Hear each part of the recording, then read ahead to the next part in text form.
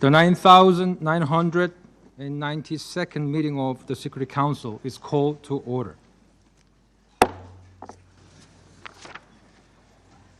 The provisional agenda for this meeting is the situation in the Middle East. The agenda is adopted.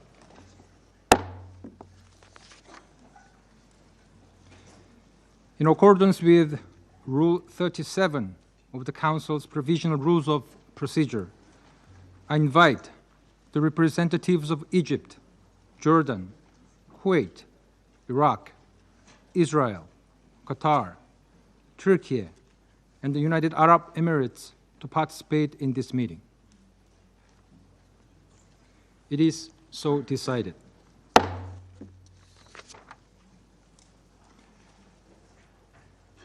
I request the protocol officer to escort His Excellency Sheikh Mohammed bin Abdulrahman bin Jassim Al Thani, Prime Minister and Minister for Foreign Affairs of the State of Qatar, to his seat at the Council table.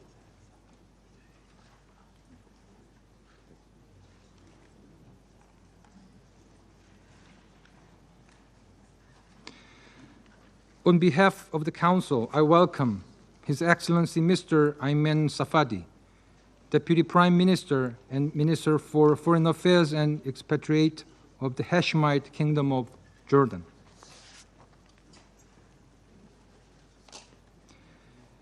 In accordance with Rule 39 of the Council's Provisional Rules of Procedure, I invite Ms.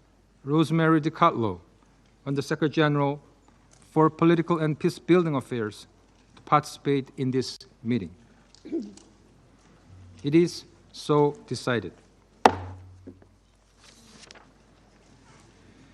The Security Council will now begin its consideration of item 2 of the agenda. I now give the floor to Ms. Rosemary DiCarlo. Thank you, Mr. President. We gather yet again as the scope of violence in the Middle East has widened, further threatening regional security and stability. Israel's airstrikes in Doha, Qatar on 9 September shocked the world. It was an alarming escalation, especially since it targeted individuals who were reportedly gathered to discuss the latest U.S. proposal for a ceasefire and hostage release deal in Gaza. The Secretary General condemned this strike as a violation of Qatar's sovereignty and territorial integrity. He calls on member states to ensure respect for their obligations under international law, including the principles of the United Nations Charter. The sovereignty and territorial integrity of any country, including Qatar, a valued partner in advancing peacemaking and conflict resolution, must be respected. According to statements by Qatar, Israel targeted residential compounds housing members of the political bureau of Hamas around 15:45 local time on Tuesday. Hamas stated that the son of its chief negotiator, Khalil al-Hayya, as well as his office manager and 3 other people affiliated with the group, were killed. Hamas also said its senior leadership survived the attack. According to Qatar, 1 Qatari security officer was killed and 7 other security personnel were injured. Qatar's foreign ministry immediately condemned the attack, saying this criminal assault constitutes a blatant violation of all international laws and norms that posed a serious threat to the security and safety of the country. Israel claimed responsibility for the attack as soon as the news broke. Prime Minister Netanyahu announced that the strike was a wholly independent Israeli operation after the fatal attack in Jerusalem on 8 September, for which Hamas claimed responsibility. Many countries in the region and beyond, as well as regional organizations, including the Gulf Cooperation Council, the League of Arab States, and the Organization of Islamic Cooperation, condemned the attack and expressed concern about further escalation. Mr. President, in less than a month, we will mark the second anniversary of the horrific acts of terror that sparked the hostilities in Gaza. In these 2 years, the conflict has killed tens of thousands of people, mostly civilians, and almost completely destroyed Gaza. The situation in the occupied West Bank, including East Jerusalem, has continued to spiral downward. This period has also seen dangerous escalations across the region, involving Iran, Lebanon, Syria, and Yemen. The Israeli attack on Doha potentially opens a new and perilous chapter in this devastating conflict, seriously threatening regional peace and stability. Qatar, along with Egypt and the United States, has been working intensively to broker a ceasefire and hostage release agreement in Gaza. Efforts aimed at ending the suffering and paving a path toward peace. We are deeply grateful for Qatar's steadfast commitment and constructive diplomacy. All parties must act to preserve these efforts. Regrettably, Israel's actions came at the height of ongoing consultations with the parties. Any action that undermines the work of mediation and dialogue weakens confidence in the very mechanisms we depend on for conflict resolution.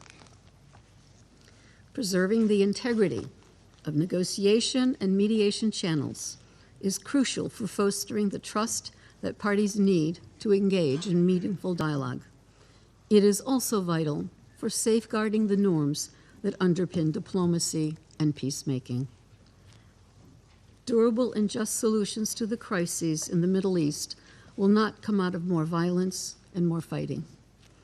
I call on all stakeholders to exercise utmost restraint at this sensitive time and recommit to diplomacy. The urgency of a ceasefire and hostage release deal in Gaza has never been greater. Strike a deal, free the hostages, end the suffering of the people of Gaza. Thank you, Mr. President. I thank Ms. DiCarlo for her briefing. I now give the floor to those council members who wish to make statements. I give the floor to the representative of Algeria. Thank you, President. At the outset, I would like to thank Under-Secretary General DiCarlo for her briefing. We meet once again in the wake of yet another grave and unlawful act committed by the Israeli authorities, in addition to the endless record of their systematic violations of international law. Israel behaves as if law does not exist, as if borders are illusions, as if sovereignty itself is a dispensable notion, as if the UN Charter is an ephemeral text. Meanwhile, in Gaza, innocent lives are annihilated by the thousands.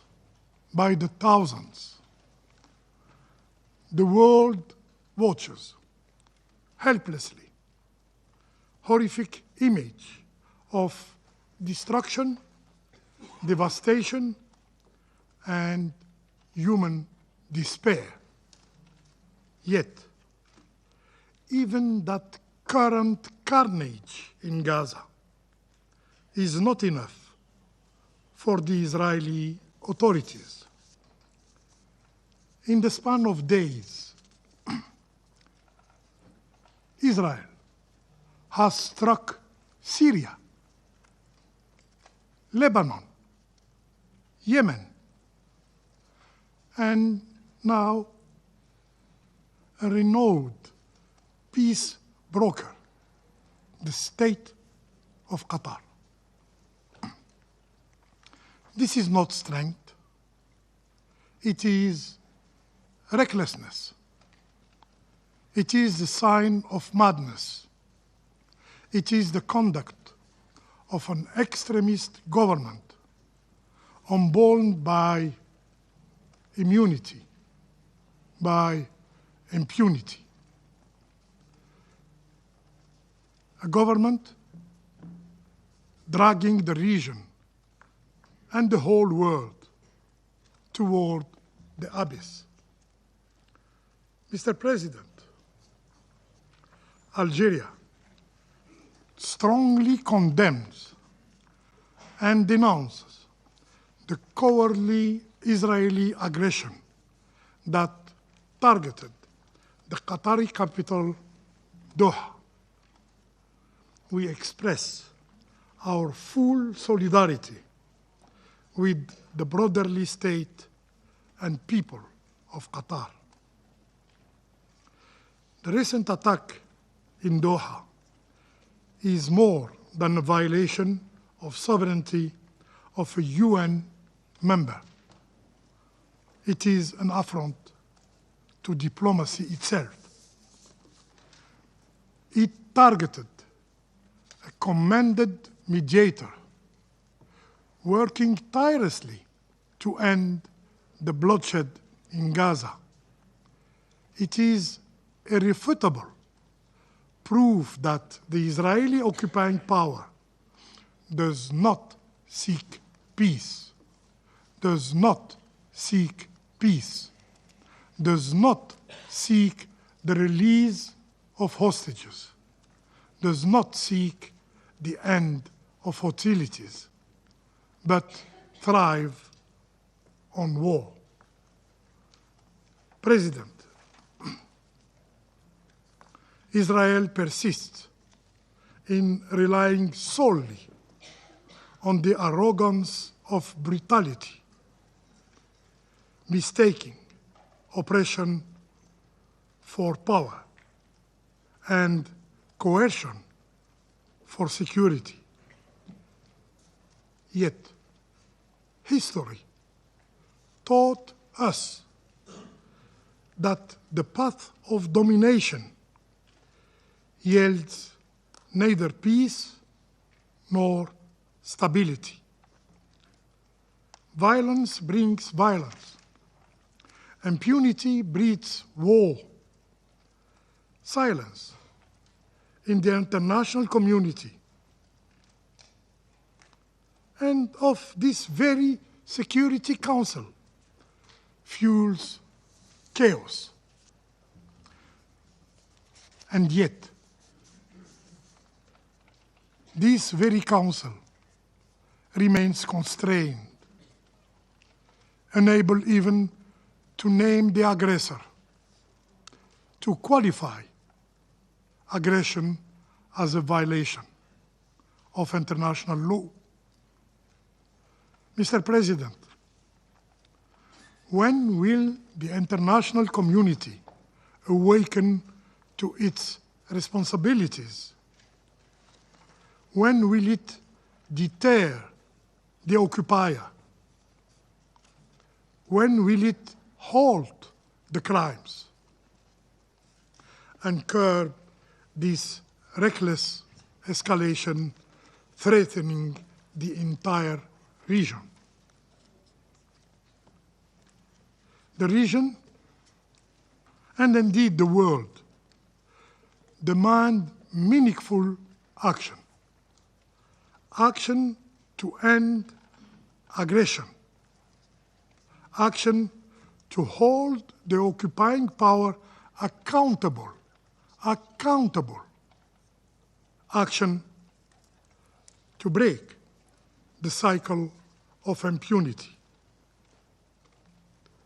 This Council must use all its tools, including sanctions, before it is too late. I thank you. I thank the representative of Algeria for the statement. I now give the floor to the representative of Pakistan. Thank you, Mr. President. We thank you for convening this urgent meeting at the request of Algeria, Pakistan, and Somalia, and supported by other council members. We also thank Under Secretary General De Carlo for her briefing. We welcome the presence of His Excellency Sheikh Mohammed bin Abdurrahman Al Thani, the Prime Minister and Minister of Foreign Affairs of the State of Qatar. We also welcome the participation of the Deputy Prime Minister and Foreign Minister of Jordan, the representatives of UAE, Turkey, Iraq, Kuwait, and Egypt to this meeting. Pakistan condemns in the strongest possible terms the illegal and unprovoked Israeli aggression against the brotherly state of Qatar. This reckless and provocative attack constitutes a flagrant violation of the sovereignty and territorial integrity of Qatar, contrary to the fundamental principles of international law, including the UN Charter, in particular its Article 2(4), prohibiting the threat or use of force. As the Prime Minister of Pakistan has stated, this act of aggression by Israel is totally unjustified and constitutes a most dangerous provocation that could imperil regional peace and stability. The Israeli strikes targeted a residential neighborhood, deliberately endangering civilians, and thus also constitute a grave breach of international humanitarian law. This brazen and illegal assault is not an isolated incident. Rather, it is part of a broader and consistent pattern of aggression and violation of international law by Israel that undermines regional peace and stability. Pakistan expresses its complete solidarity with the government and people of Qatar and fully supports their inalienable right to take all necessary measures in accordance with the UN Charter to defend their sovereignty, territorial integrity, and the safety of all persons within their territory. In a gesture of solidarity and regional unity, the Prime Minister of Pakistan, His Excellency Mohammad Shehbaz Sharif, accompanied by a high-level delegation, including the Deputy Prime Minister and Foreign Minister of Pakistan, is visiting Qatar today. The visit underscores Pakistan's unwavering support for the security and sovereignty of Qatar and its commitment to peace and stability in the Middle East. Mr. President, this irresponsible action by Israel is yet another manifestation of its systematic disregard for international law and its brazen policy of destabilizing the region. It adds to its long and dubious record of aggression, brutal military actions in Gaza, repeated cross-border strikes in Syria, Lebanon, Iran, and Yemen, all of which amount to violations of the UN Charter and international humanitarian law. Such acts of aggression, as defined by UN General Assembly Resolution 3314, also set a dangerous precedent, erode the primacy of rule of law, and breed a culture of impunity that threatens the security of all states. In view of the gravity of the situation, an extraordinary Arab-Islamic summit will take place in Doha on 15 September, with a view to ensuring a united response to Israel's aggression and to reaffirm the primacy of international law and the UN Charter. Pakistan will participate in this important meeting at the high level. Mr. President, at a time when delicate negotiations on Gaza peace deal were progressing towards a possible breakthrough, striking the territory of a principal mediator and those directly involved in negotiations is a deliberate attempt to sabotage diplomacy derail peace efforts and prolong the suffering of civilians. It is evident that Israel, the occupying power, is bent on doing everything to undermine and blow up every possibility of peace.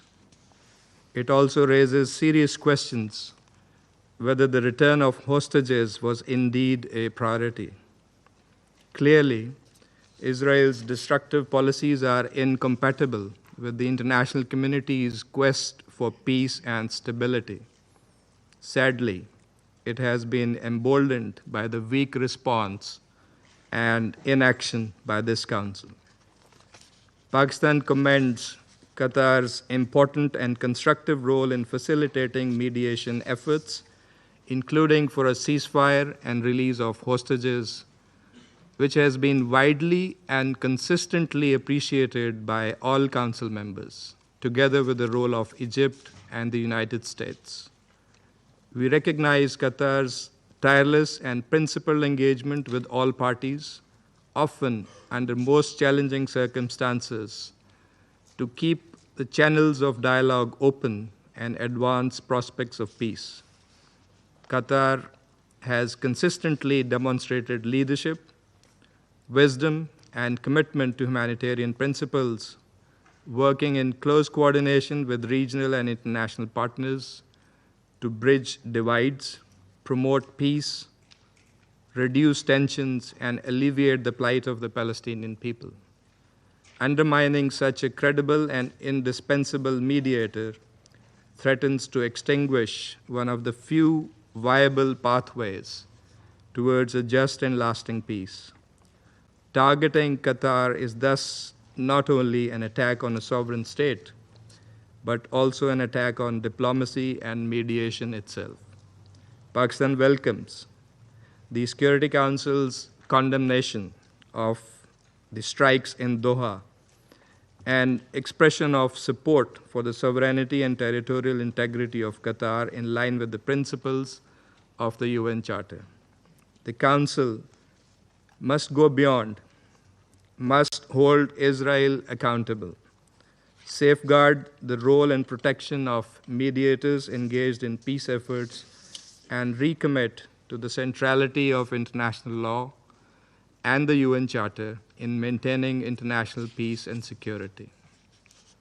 Mr. President, the root cause of recurring crises and instability in the Middle East is Israel's prolonged occupation of Arab lands and its persistent defiance of international law and international legitimacy. Durable peace can only be achieved through a comprehensive political settlement, including an end to the occupation of Arab lands, particularly the occupied Palestinian territories. Pakistan calls for an immediate, unconditional, and permanent ceasefire across Gaza and all occupied Palestinian territories. Full and unimpeded humanitarian access to the besieged and starved Palestinian population, and reinvigoration of a genuine and irreversible political process to end the Israeli occupation, leading to the realization of a sovereign, viable, and contiguous Palestinian state based on the pre-1967 borders, with Al-Quds al-Sharif as its capital. Pakistan stands shoulder to shoulder with the leadership and the brotherly people of Qatar in defense of their sovereignty, dignity, and territorial integrity. We remain steadfast in our commitment to uphold the principles of international law and the UN Charter, and to work with the international community to secure lasting peace in the Middle East. I thank you. I thank the representative of Pakistan for the statement. I now give the floor to the representative of Somalia. Thank you, Mr. President. We thank Korean presidency for the prompt convening of this emergency meeting. I also want to thank USG Ms. Rosemary DiCarlo for her comprehensive briefings on the alarming development unfolding in the Middle East. We welcome the participation in this meeting of His Excellency Sheikh Mohammed bin Abdulrahman Al Thani, the Prime Minister and Minister of Foreign Affairs of Qatar, His Excellency Ayman Safadi, Deputy Prime Minister and Minister of Foreign Affairs of Jordan, as well as the representatives from the region, mainly UAE, Turkey, Iraq, Kuwait, and Egypt. Mr. President, the Israeli airstrikes on residential areas in Doha, the capital of Qatar, on September 9th marks a grave and perilous escalation. It has far-reaching consequences, not only for the countries directly involved, but for the entire region and beyond. We unequivocally condemn this brazen act of aggression, which is flagrant violation of Qatar's sovereignty and territorial integrity, and risk the destabilizing an already fragile region. Such actions are in direct defiance of the core principles enshrined in the United Nations Charter, notably Article 2, Paragraph 4, which prohibits the threat or use of force against any state's territorial integrity or political independence. Somalia stands in solidarity with the sisterly state of Qatar and supports its right to take all necessary measures to safeguard its sovereignty and security. Our delegation extends its deepest condolence to the government and people of Qatar for the loss of lives and wishes a speedy recovery to all injured. This attack by Israel on a residential area housing embassies and schools shows the blatant disregard for human life. Mr. President, these consequences are not merely coincidence. Israel's systematic expansion of the conflict zone from Gaza to Lebanon, then to Iran, Syria, Yemen, and now Qatar, is a deliberate strategy. This military strike unfolded when negotiators engaged in talks over the US-backed ceasefire proposal. It was aimed at undermining the ongoing mediation efforts in the conflict in Gaza, striving for immediate and unconditional ceasefire, the release of all arbitrarily detained, including those whom we have heard the pleas of their loved ones in this chamber, and unhindered humanitarian access to the civilian population, mainly women and children suffering from the IBC's declared man-made famine by Israel. History has shown that every escalation and military attack only dims the already fragile hope for peace in the Middle East. We call on all parties to exercise restraint and avoid further escalation that will worsen the suffering and instability in the region. Qatar's role as mediator in seeking to end this conflict has been invaluable and deserves recognition, not retaliation. Attacking those who are actively working to bring peace to the long-standing conflict in the occupied Palestinian land undermines the very goals we all share. The Security Council bears a clear responsibility to uphold international peace and security. To remain silent or inactive in the face of this brazen violation of the sovereignty will be to reduce international law to a mere suggestion, subject to the will of the aggressors. We cannot allow these actions to continue or become an accepted practice. We call on all Council members to unite with determination to immediately condemn this aggression and renew efforts for a dialogue and diplomacy without delay. True and lasting peace in the Middle East demands confronting the well-known root causes of perpetual instability in accordance with international law and its covenants.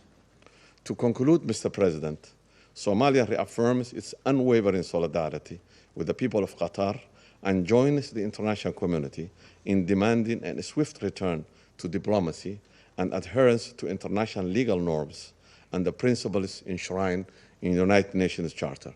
I thank you. I thank the representative of Somalia for the statement. I now give the floor to the representative of United States. Thank you, Mr. President, and we welcome Korea's presidency of the Council this month. I would like to thank Undersecretary General Rosemary DiCarlo for your briefing. And the United States would like to offer our sincere condolences to the family of the Qatari Internal Security Force member killed in the attack. I would also like to welcome our distinguished guests today, Prime Minister Sheikh Mohammed bin Abdulrahman bin Jassim Al Thani, Foreign Minister Ayman Safadi, His Excellency Dr. Anwar Gargash, who are all with us. Unilateral bombing inside Qatar, a sovereign nation working very hard and bravely taking risks alongside the United States to broker peace, does not advance Israel's or America's goals. That said, it is inappropriate for any member to use this to question Israel's commitment to bringing their hostages home. Eliminating Hamas, which has profited off of the misery of those living in Gaza, is a worthy goal. Hamas and other terrorists must have no future in Gaza. Only after the terror group's removal can Gaza advance toward a better future, and can Israel be secure within its own borders.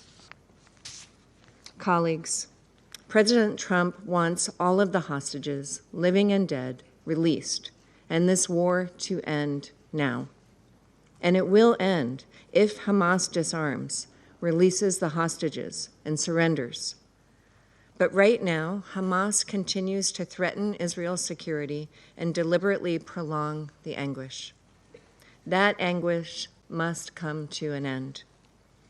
Hamas must immediately release the remaining hostages, including all of those hostages brutally murdered.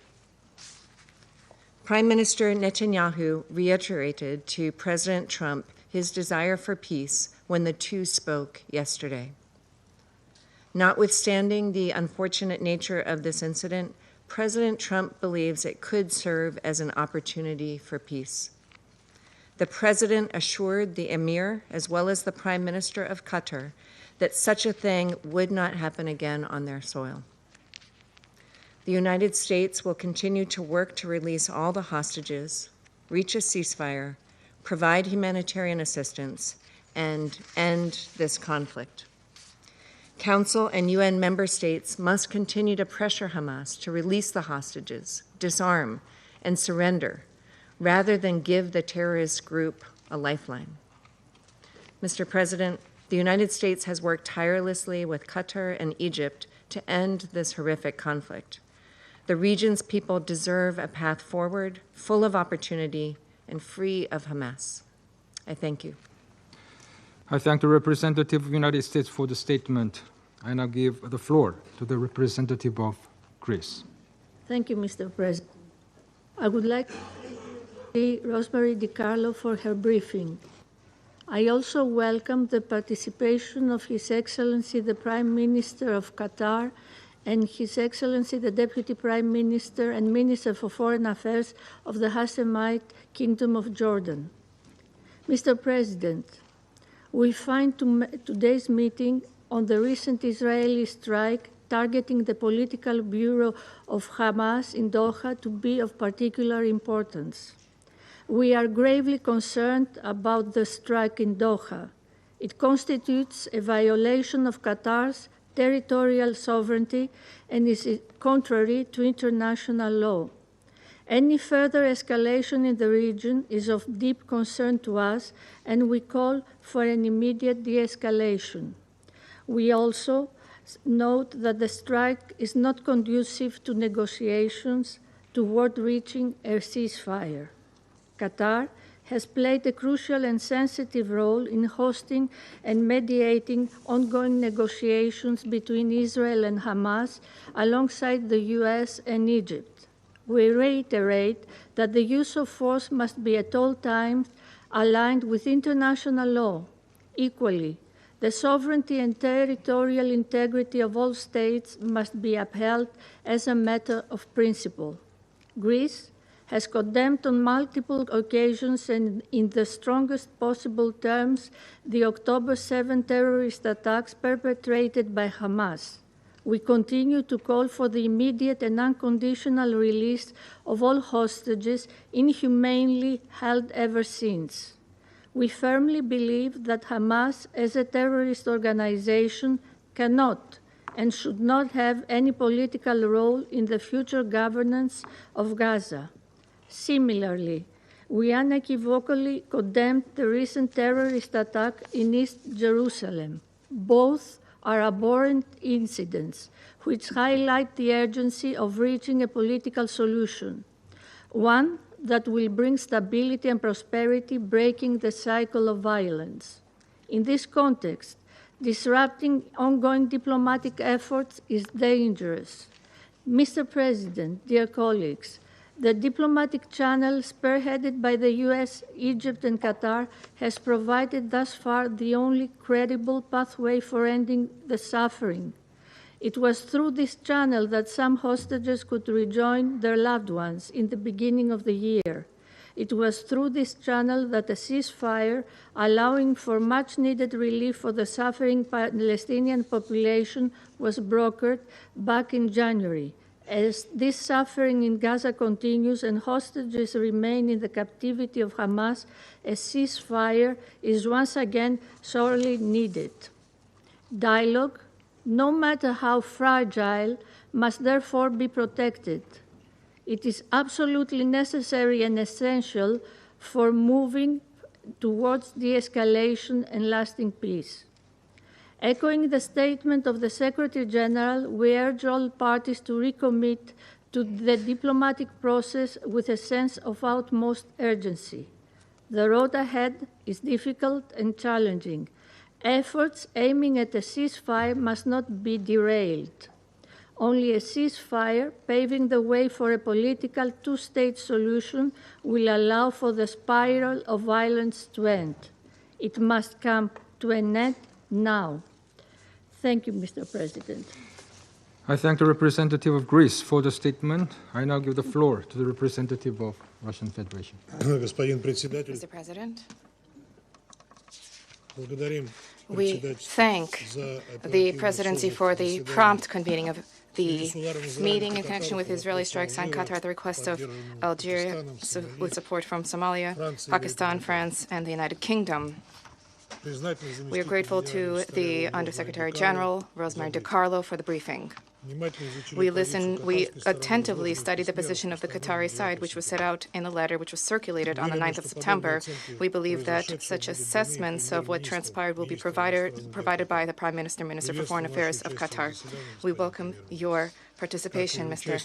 Prime Minister, Mr. Minister, as well as the Minister of the Representative of Jordan, as well as other participants. Mr. President, the Russian Federation condemns in no uncertain terms the attack carried out by Israel on 9 September, targeting a residential compound in Doha, the stated target of which was the senior leadership of the Palestinian Hamas movement. As a result of this egregious attack, according to preliminary reports, 6 people died, including a staff member of the Interior Ministry of Qatar, and Emirati citizens died. We are very much concerned by the fact that the Israeli Air Force carried out strikes targeting a residential area in the Qatari capital, where foreign missions are carried out, where foreign missions are located. The Russian diplomatic mission is 600 meters from the area of the attack, as well as there are homes there and busy roads, as well as schools and kindergartens. In other words, the victim of this large-scale airstrike, which was carried out in the middle of the working day at 15:45 local time, could have been far greater. The number of casualties could have been far greater. These are innocent civilians, including our diplomatic colleagues, their wives, and their children. They're in an egregious violation of the sovereignty of states, as well as the creation of grave threats to the safety of ordinary civilians, have no justification. We fully share the assessments of the Secretary General about the inadmissibility of Israeli strikes targeting Qatar, which represents an encroachment upon the territorial integrity of an independent state. We also agree with the statement of the SG about the positive role of Qatar and its intention to desire and focus on putting an end to the conflict which has lasted for nearly 2 years, the war in the Gaza Strip which has lasted for nearly 2 years. What is particularly cynical is the fact that Doha, as one of the key mediators between Palestinians and Israelis, has over recent months been tirelessly working to end the bloodshed in Gaza and for the release of detained persons. The Hamas leadership, according to reports, was willing to move towards the achievement of these agreements, and precisely when the missile strikes were carried out on 9 September, the leadership of the movement was discussing in Doha the latest proposal of the U.S. Special Envoy, Steve Witkoff. In this way, the strike, which targeted not just Qatar, a sovereign state, which incidentally was not engaged in the Arab-Israeli conflict, but also the strike targeting the efforts of mediators, targeting the very possibility of a diplomatic solution to the Palestinian-Israeli conflict. It is clear that this Israeli attack will have grave consequences, both for the already atrocious situation in Gaza and for the security of the vast region of the Middle East. Mr. President, unfortunately, what transpired 2 days ago is no coincidence. This is the logical consequence of the utter impunity of West Jerusalem, which time and time again has been testing the limits of what is possible, and it is opening up new horizons for itself by exploiting the international diplomatic cover provided by Washington. And the carrying out of these unprovoked acts of force by Israel is camouflaged by slogans about imagined threats to the security of the Jewish state at the so-called 7 fronts. We remember perfectly well on the evening of 31 July 2024 in Tehran, the former head of the Hamas Politburo, Ismail Haniyeh, was killed. At that time, the leader of the Palestinian movement was in the Islamic Republic of Iran with an official invitation to participate at the inauguration ceremony of the elected president of Iran, Masoud Pezeshkian. The political murder was then carried out with the same goal, namely to carry out a major to deal a major blow to the proxy talks between Hamas and Israel, which are geared towards achievement of a ceasefire in the Gaza Strip. The strike on Qatar, where a major U.S. military base is located, has become a fundamentally new wave of regional escalation. If the Israelis are willing to eliminate their political opponents in a state that is so close to their main ally, what is then stopping them from carrying out similar acts in any other capital in the world? Why then, in principle, why should we, in principle, conduct scrupulous negotiations on a ceasefire and the release of hostages if it is simply possible to place a bullet in the skull of one's interlocutor? Mr. President, the nefarious practice of the liquidation of eminent political and military actors is not merely a crime.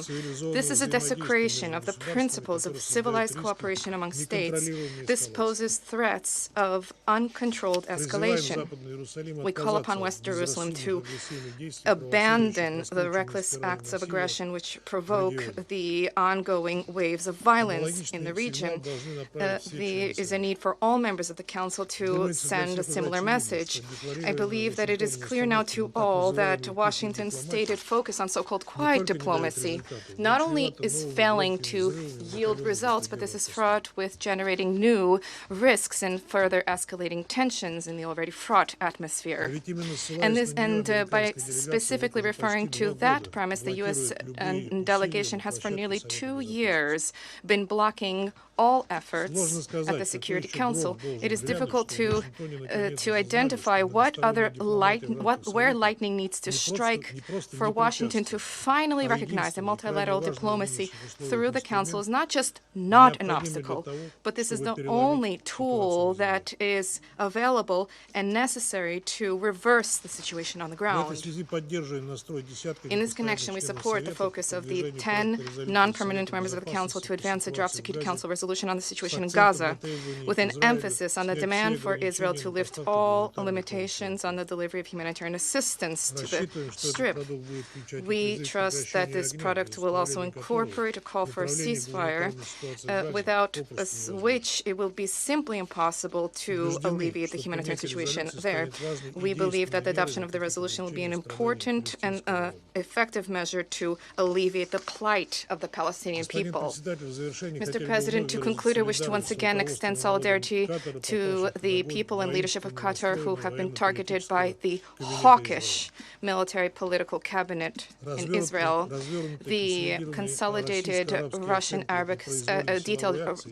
consolidated Russian-Arab assessments of this unprovoked act of force and the whole of developments in the Middle East were made today in Sochi during the Russian GCC summit. The Security Council also adopted a press statement in connection with the strikes. Unfortunately, this does not incorporate everything that has to be incorporated. Not every spade is called a spade there. Thank you. I thank the representative of Russian Federation for the statement. I now give the floor to the representative of Denmark. Thank you, Mr. President. And let me also thank Undersecretary DiCarlo for his sobering briefing. Mr. President, we meet today at a tense moment for the Middle East region, in the wake of Tuesday's Israeli strikes on Hamas targets in Doha. At the outset, let me be clear that this serious violation of the sovereignty and territorial integrity of Qatar is unacceptable. We condemn these strikes in line with the press statement agreed by all Council members. It raises serious questions under international law. Your Excellency Prime Minister Atani, Denmark expresses our most sincere solidarity with you, your government, and the people of the state of Qatar. Thank you for your presence here today and for your commitment to peace, mediation, and multilateral dialogue. I also welcome His Excellency Deputy Prime Minister and Foreign Minister Safadi and His Excellency Dr. Gagash to the Council. Mr. President, we've said it before, but it remains equally relevant today. With countless lives at stake across the Middle East, it is imperative that all parties exercise maximum restraint. The region can simply not afford further escalatory spiral of violence. Its people cannot and should not have to bear any more conflict and trauma. At this critical moment, we call on all parties to refrain from steps that risk igniting tensions and deepening regional instability. Diplomacy and dialogue must remain the first ports of call. Mr. President, around this table, we all regularly urge for restraint. All the while, the war in Gaza continues to rage. To be clear, this war must end immediately. Every effort must be made towards this objective, including from this Council. Every day, the devastating humanitarian consequences are made painfully clear. There's famine in Gaza. People are starving to death in Gaza. Civilian infrastructure is destroyed. The list of horrors is long. We have a responsibility to act as a Council, as an international community, as human beings. The immediate priorities remain threefold: an immediate, unconditional, and permanent ceasefire, the unconditional and dignified immediate release of all hostages, and the lifting of all restrictions on humanitarian aid into Gaza. All parties must work urgently towards achieving these aims. Mr. President, Denmark reiterates its firm condemnation of the terrorist attacks on October 7 perpetrated by Hamas. As we have repeated countless times, there can be no justification for this attack, nor for the undignified treatment of the hostages, and there can be no role for Hamas in Gaza. We have also consistently stressed that Israel's response must be exercised in full compliance with international law, including international humanitarian law. In closing, Mr. President, peace cannot be built on the rubble of destroyed buildings and cities, but on the firm foundation of dialogue and negotiation, a foundation that Qatar, along with the United States and Egypt, has been diligently and tirelessly working to create. These efforts have Denmark's full support. They offer a future that conflict never can, a future defined not by fear, not by a constant risk of escalation, but by stability for all countries and all people of the region. This is the challenge that the international community, and especially this Council, must rise to meet. This is not only demanded for the Council, but also the very mission of this organization. We must spare no effort to achieve it. I thank you. I thank the representative of Denmark for the statement. I now give the floor to the representative of United Kingdom. Thank you, President. And I'd like to thank USG DiCarlo for her briefing today. I'd also like to warmly welcome to the Chamber His Excellency the Prime Minister of Qatar, His Excellency the Deputy Prime Minister of Jordan, and His Excellency Dr. Gargash of the UAE. I'll make 3 points. First, let me underscore this from the outset. The United Kingdom stands in full and unwavering solidarity with Qatar and condemns Israel's strikes on Doha. These strikes are a flagrant violation of the sovereignty and territorial integrity of Qatar. They risk both further escalation across the region and setting back negotiations for a ceasefire. We offer our condolences to the families and friends of Qatari personnel who were tragically killed. Our thoughts are with their loved ones and with the injured.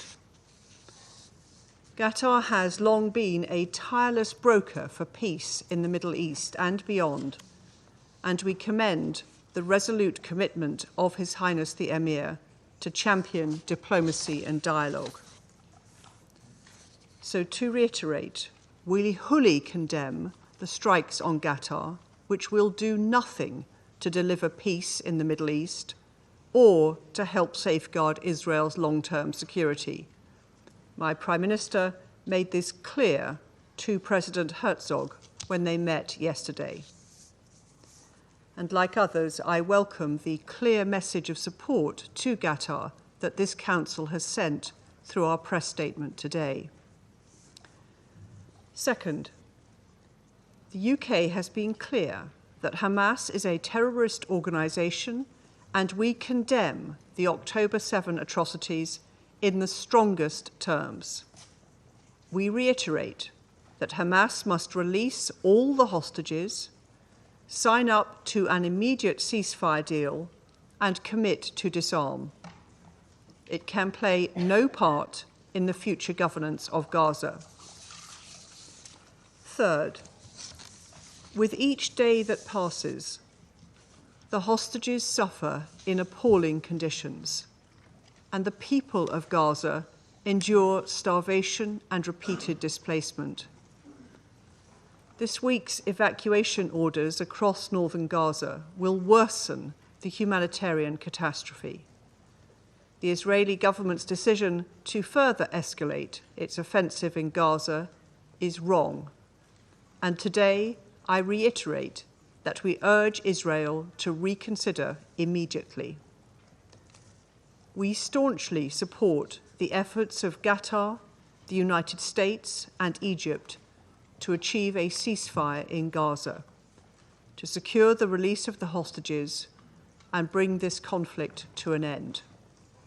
We urge all parties to re-engage meaningfully to reach a negotiated deal. We also need an urgent surge of humanitarian aid into Gaza. It is abhorrent that famine is unfolding in parts of Gaza City, and we need immediate action to prevent it from spreading further. Israel must lift all restrictions on aid and allow the UN to deliver life-saving aid at scale. President, the only way to achieve lasting peace and security for Palestinians and Israelis alike is through a political solution.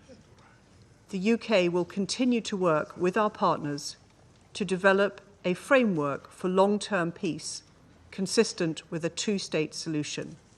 Thank you. I thank the representative of United Kingdom for the statement.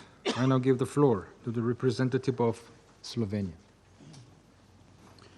Thank you, Mr. President, and I thank Undersecretary General Di Carlo for her briefing. I welcome a number of high-level speakers, in particular Prime Minister of Qatar and Deputy Prime Minister of Jordan. Colleagues,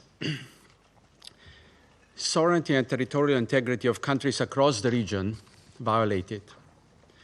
Security Council resolutions rejected. General Assembly processes ignored. ICJ decisions disregarded. Advisory opinions ignored.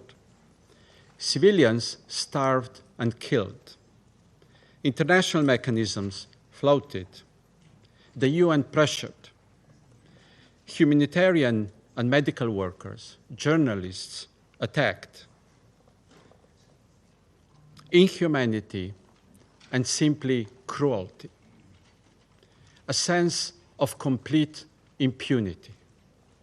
And now, negotiators attacked on a foreign soil.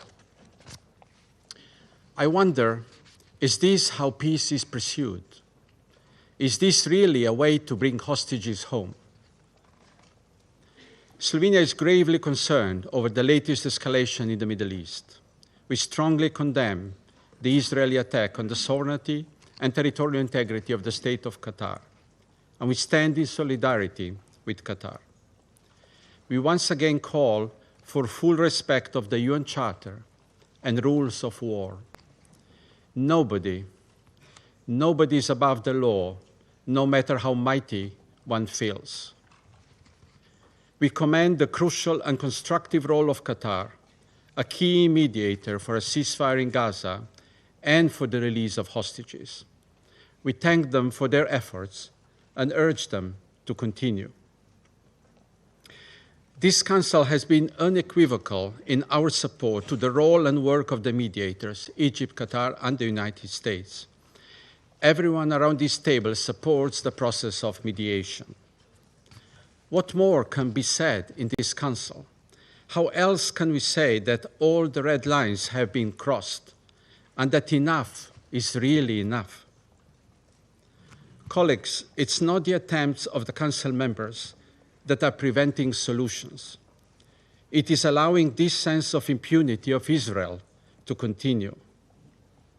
That's why country after country are announcing bilateral measures aiming at the Israeli government to reconsider its current policy and to return to respecting international law obligations. They are our response to persistent violations of international humanitarian law, to impunity, and to what we now clearly see, a flawed commitment to negotiations. All these measures are not gestures. They are not performative actions. They are sincere acts of countries, leaders, and global public conscious of our responsibility to humanity and of our promise of never again. Colleagues, on this day of 9/11, when we commemorate horrible terror attacks on the United States and pay tribute to innocent victims, Slovenia reaffirms its resolute stand against terrorism. We repeat our condemnation of the Hamas brutal attack on 7 October. We take this opportunity to strongly condemn the latest terror attack on civilians in Jerusalem. This is yet another reason for peace efforts to double. In words of Undersecretary General Di Carlo, the urgency has never been greater. This war must end, suffering must end. Mr. President, in the midst of the latest escalation, Gaza humanitarian catastrophe continues. Window of opportunity to prevent famine from spreading across the Strip is closing. New offensive is relentlessly pounding what is left in the middle of ruins. Instead of packing a backpack to start a new school year, Gaza children are forced to pack what is left of their belongings to be displayed yet again. So let me state the obvious. We need a ceasefire. Hostages must be released. Hindrance of aid deliveries must end. The negotiations have certainly seen its share of obstacles from both parties, but an escalation of this sort is not contributing to peace. So we appeal for a renewed commitment to negotiations in good faith by both parties to the conflict. Thank you. I thank the representative of Slovenia for the statement, and I give the floor to the representative of Panama. Muchas gracias, señor presidente. Thank you, Mr. President. Panamá agradece la convocatoria is a esta grateful sesión de emergencia, for the convening of así this como el emergency informe meeting, and we're proporcionado also por la señora grateful for the Rosemary report DiCarlo, provided by Ms. Rosemary Secretaria General DiCarlo, Adjunta Under de Secretary Asuntos General Políticos for y de Political and Consolidación de Peace-Building la Paz. Affairs. Asimismo, Moreover, acogemos la we presencia de Su welcome Excelencia His Excellency Sheikh Mohammed bin Abdulrahman bin Jassim Al Thani to this meeting as Prime Minister and Minister of Foreign Affairs of the State of Qatar. We wish here to convey to him the solidarity of our country with the people and government of Qatar as his country and the Middle East region withstand a gravely serious ordeal. Moreover, we hail the presence of His Excellency Ayman Safar, the Deputy Prime Minister and Minister for Foreign Affairs and Expatriates of Jordan. And we welcome to this meeting the distinguished representatives of the United Arab Emirates, Egypt, Iraq, Israel, Kuwait and Turkey. They do us a great honor by being with us today. Panama fervently condemns and repudiates the unstoppable tide of violence in the region of the Middle East. The attacks perpetrated against civilians in Jerusalem on Monday, for which Hamas claimed responsibility, are a demonstration of the extremism and terror that this group has sown for decades. Israel's subsequent action in Doha on Tuesday, that was also condemned by Panama, stands as a reprehensible and flagrant violation, one that stands as an attack on the sovereignty, territorial integrity and security of a member state of this very organization. Such acts are breaches of international law and the United Nations Charter. Moreover, they imperil the most fundamental principles of multilateralism, principles that for our country are the very basis of the peaceful coexistence between states.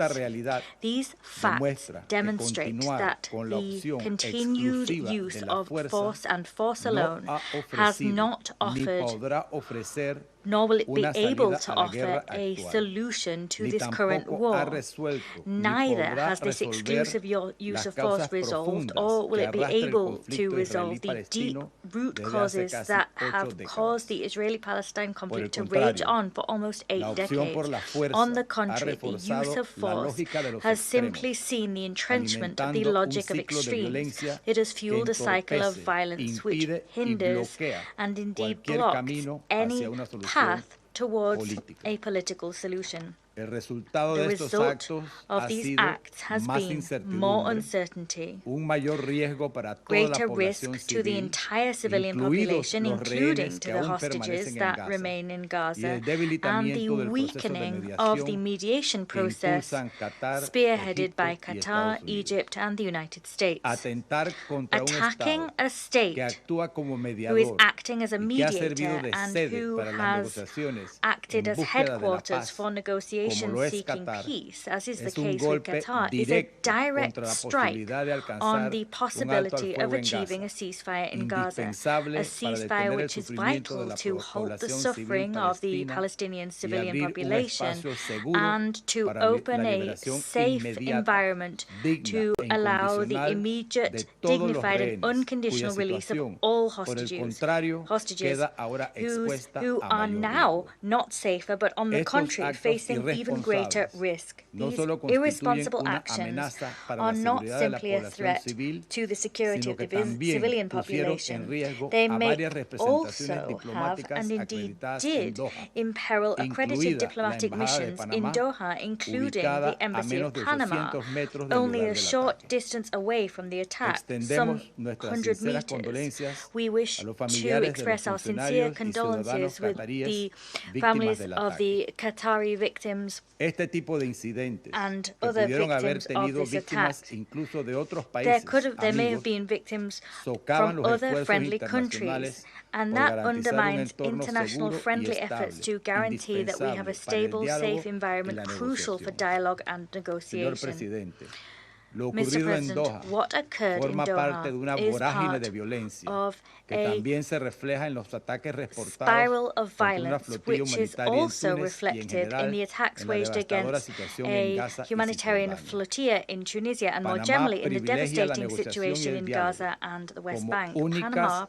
prioritizes legítimas negotiation and para dialogue as alcanzar una the paz only duradera. legitimate pathways En towards este a lasting sentido, peace. exhortamos With a that las in partes mind, we a invite demostrar con parties hechos to que se demonstrate busca un verdadero acuerdo de indeed paz that they are y no seeking a la genuine peace prolongación del agreement conflicto. and not seeking to Asimismo, extend the subrayamos conflict. que ningún Moreover, we objetivo, here por underline the fact legítimo que that se no considere, goal, puede as legitimate justificar el as it may be recurso a considered to medios be, contrarios can al justify derecho the internacional use of means ni a la which protección violate de la vida international humana. law or the Panamá principle pide of la protecting mayor human life.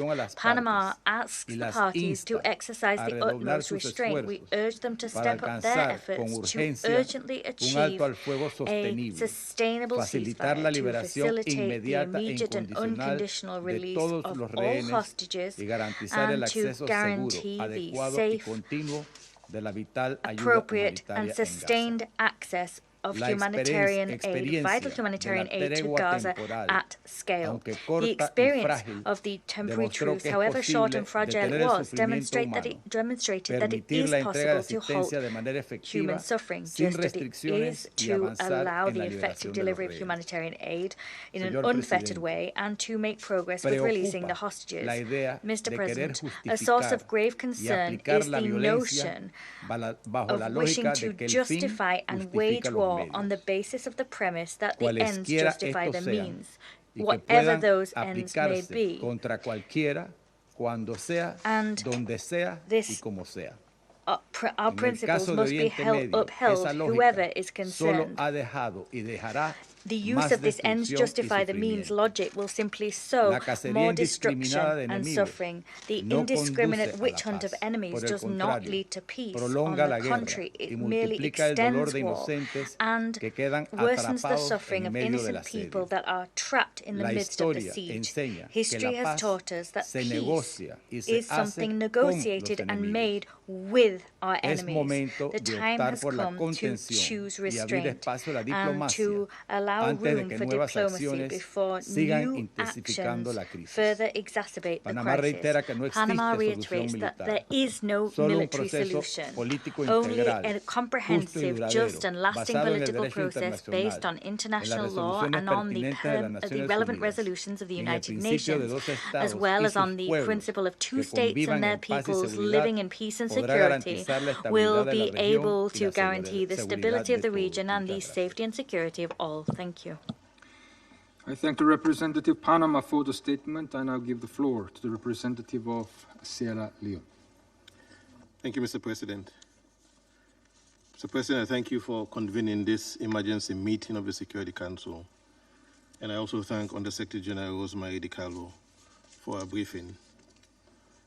Although in very difficult circumstances, I welcome to the Council His Excellency Sheikh Mohammed bin Abdulrahman bin Jassim Al Thani, Prime Minister and Minister for Foreign Affairs of the State of Qatar, and express not only the full solidarity of Sierra Leone, but also our commendation for Qatar's valuable global mediation efforts in conflict situations, particularly in the Middle East, as well as in Africa.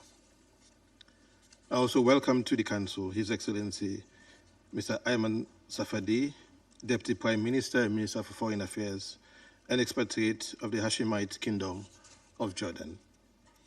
Sierra Leone notes the letter dated 9 September 2025 from the Permanent Representative of the State of Qatar, transmitted as document S/2025/563, which draws the Council's attention to the grave incident that has prompted our deliberations. Sierra Leone has consistently upheld the conviction that the Middle East conflict, and in particular the Palestine question, must be resolved through peaceful means in accordance with the Charter of the United Nations. Article 2, Paragraph 3 oblige all member states to settle their dispute by negotiations, mediation, conciliation, arbitration, or other peaceful means while refraining from the threat or use of force, not to endanger international peace and security. It is in this light that Sierra Leone is deeply alarmed by the admission by the Prime Minister of the State of Israel of his government attack on Doha, the capital of Qatar, a state playing an active role as a mediator between Israel and Hamas in the ongoing escalation of the conflict in Gaza. Qatar's facilitation of dialogue has been indispensable to sustaining fragile ceasefire arrangements and preventing further escalation in Gaza. An assault on the territory of a mediator is not only a violation of its sovereignty, but also a direct strike at the very architecture of diplomacy. As the UN Secretary General has rightly stressed, all parties should be working towards a permanent ceasefire, not undermining it. Sierra Leone is gravely alarmed by this flagrant breach of international law.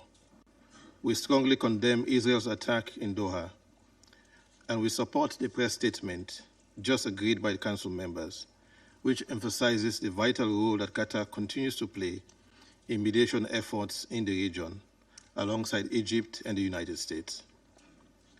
We take note of the communication from the Gulf Cooperation Council member states, which described the strike, and I quote, as serious threats to the security and safety of Qataris and residents. Such actions constitute a grave breach of Article 2.4 of the Charter, which prohibits the threat or use of force against the territorial integrity or political independence of any state. Sovereignty and territorial integrity are cornerstones of our collective security system. As we strongly condemn the Doha attack by the State of Israel, we commend the restraint demonstrated by the State of Qatar.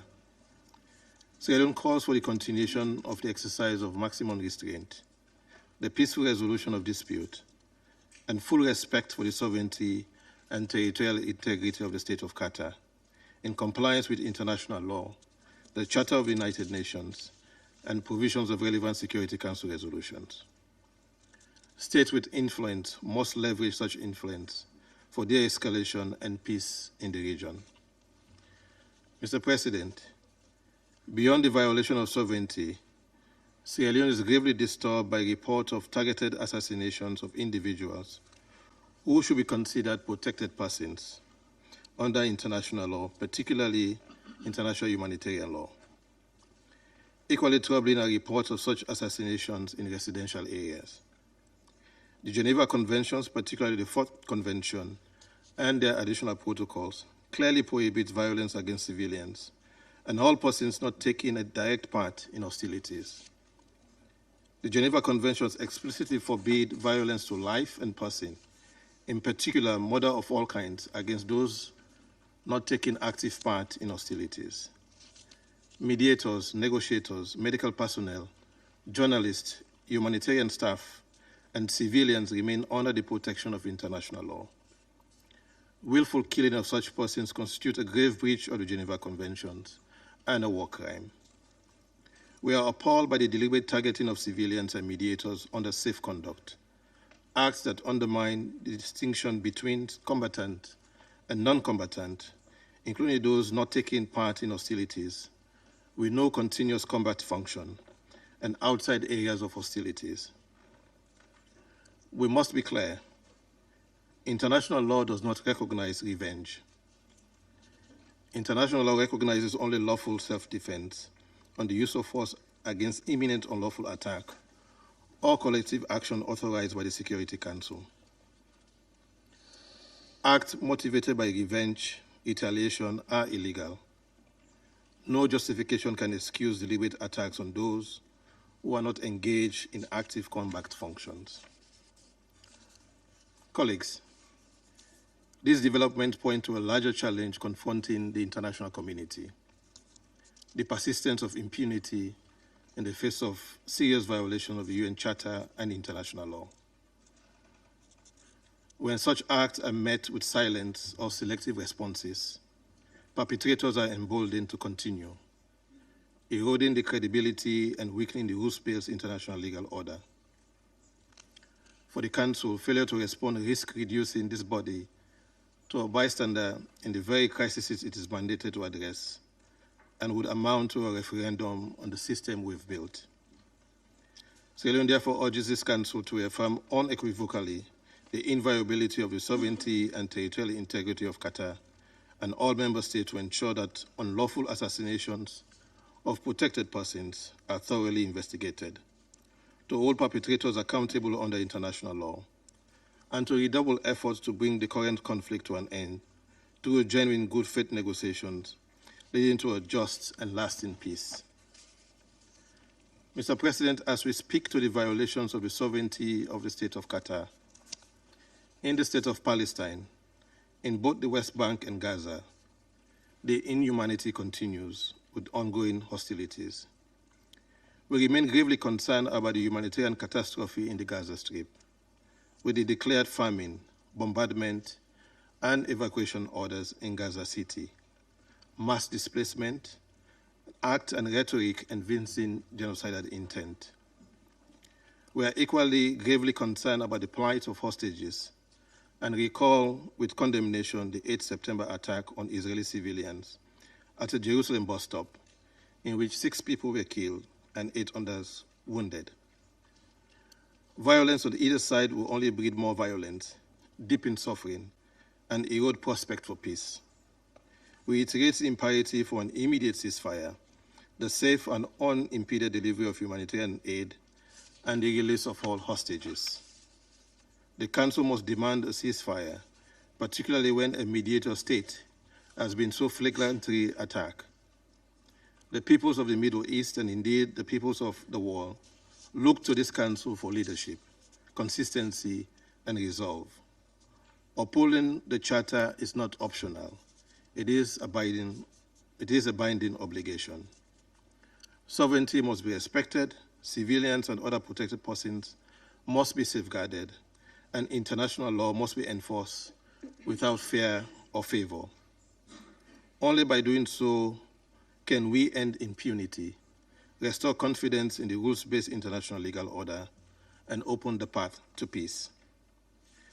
As the Irish poet William Butler Yeats won in The Second Coming, immortalized in Things Fall Apart by the Nigerian author Chinua Achebe, and I quote, "Things fall apart, the center cannot hold.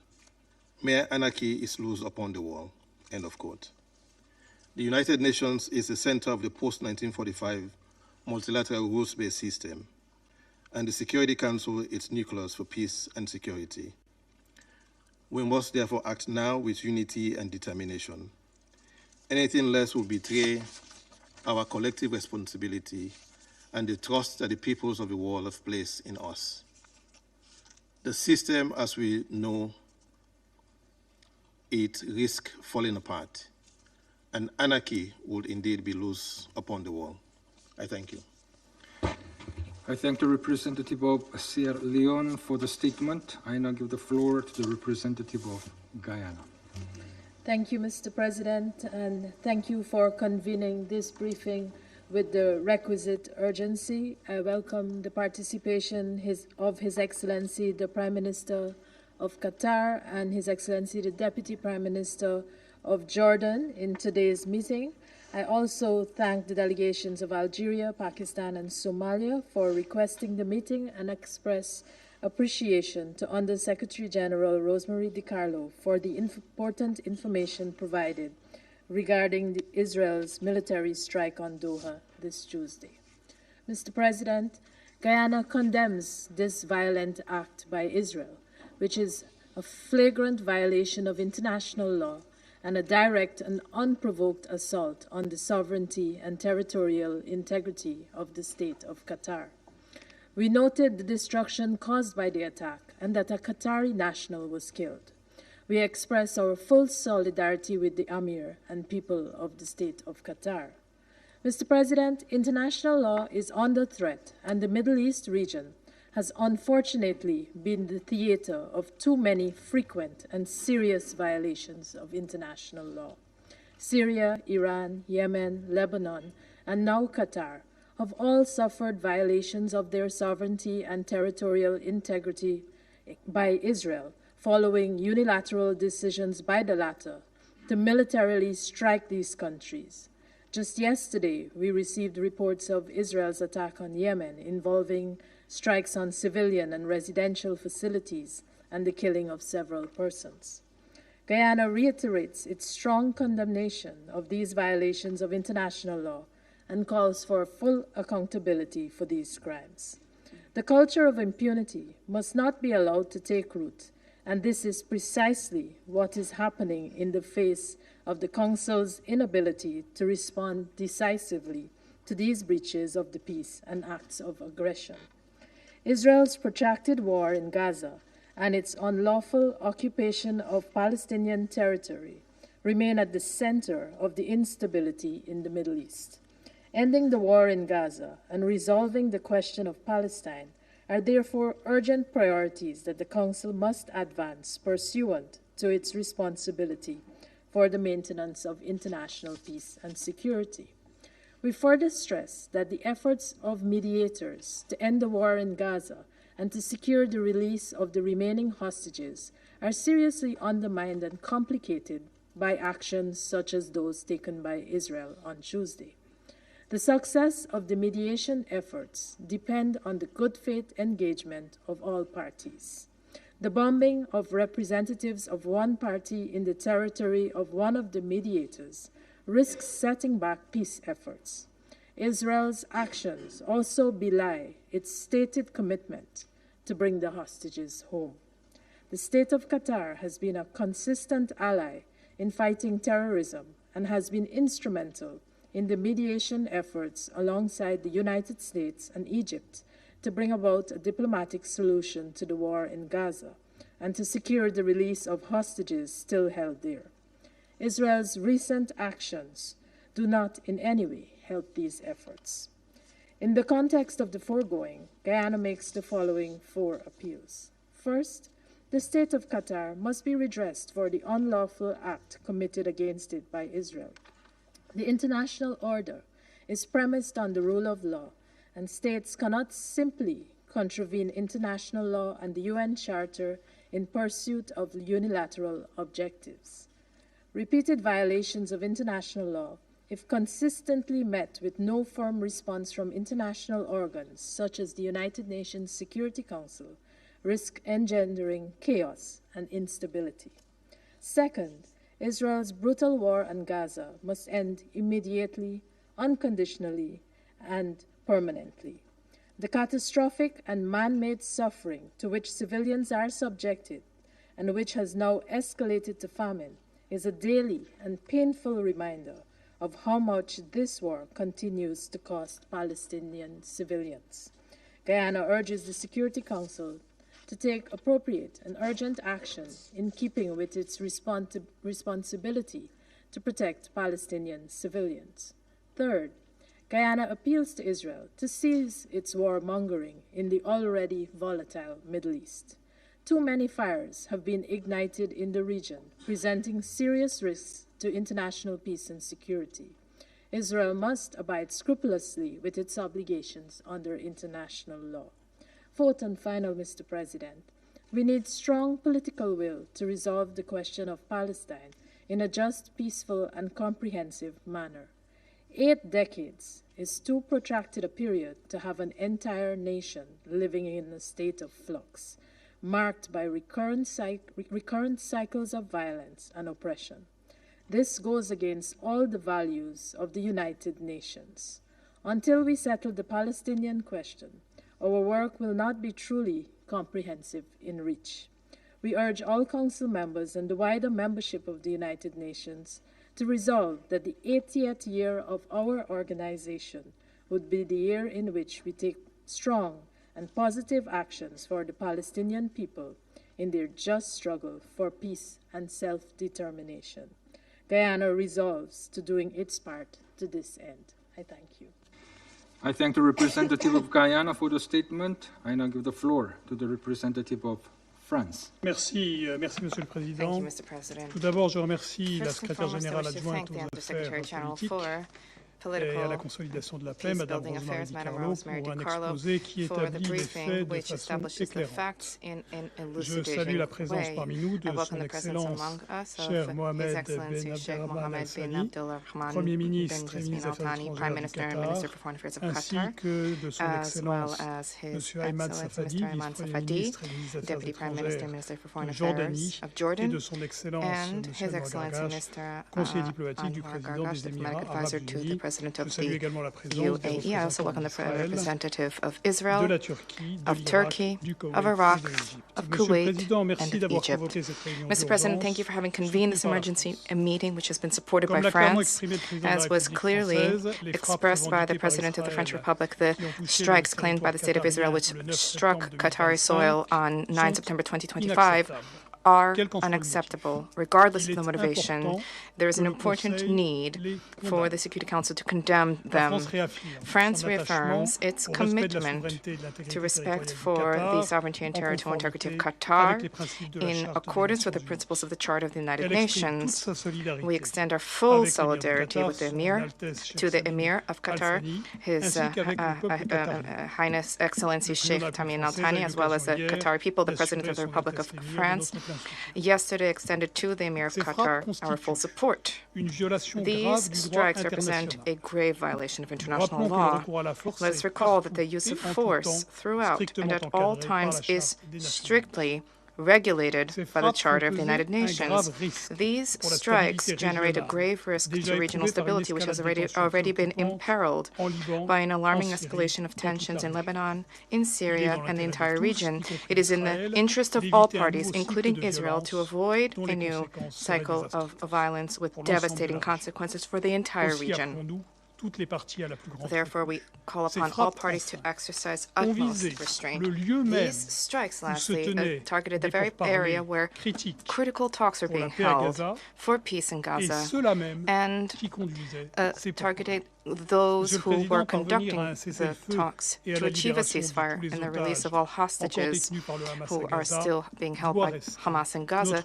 This needs to remain our paramount priority. Once again, France reiterates our unequivocal condemnation of the heinous crimes of Hamas, a terrorist movement, and the linchpin, and we call upon the movement to release the hostages and to renounce violence. The permanent state of war in Gaza cannot continue.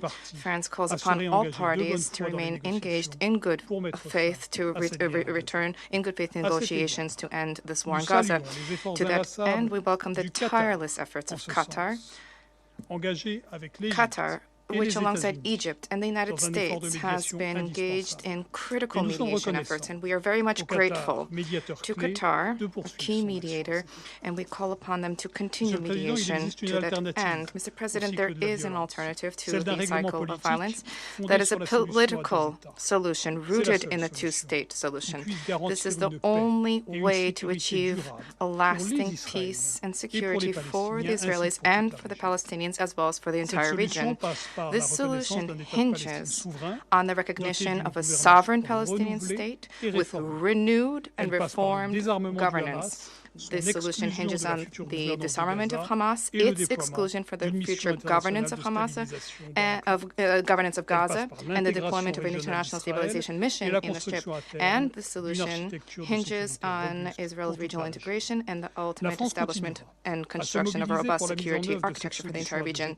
We will remain mobilized to achieve a two-state solution, as was the case during the conference in New York, co-chaired by Saudi Arabia in July. The New York Declaration, the outcome of the work of the conference, sets out a unique roadmap to make the two-state solution a reality. This conference, which will undertake its next step on the 22nd of September during the high-level week of the General Assembly, generates unprecedented political momentum for peace and security for all in the region. This is a path towards peace.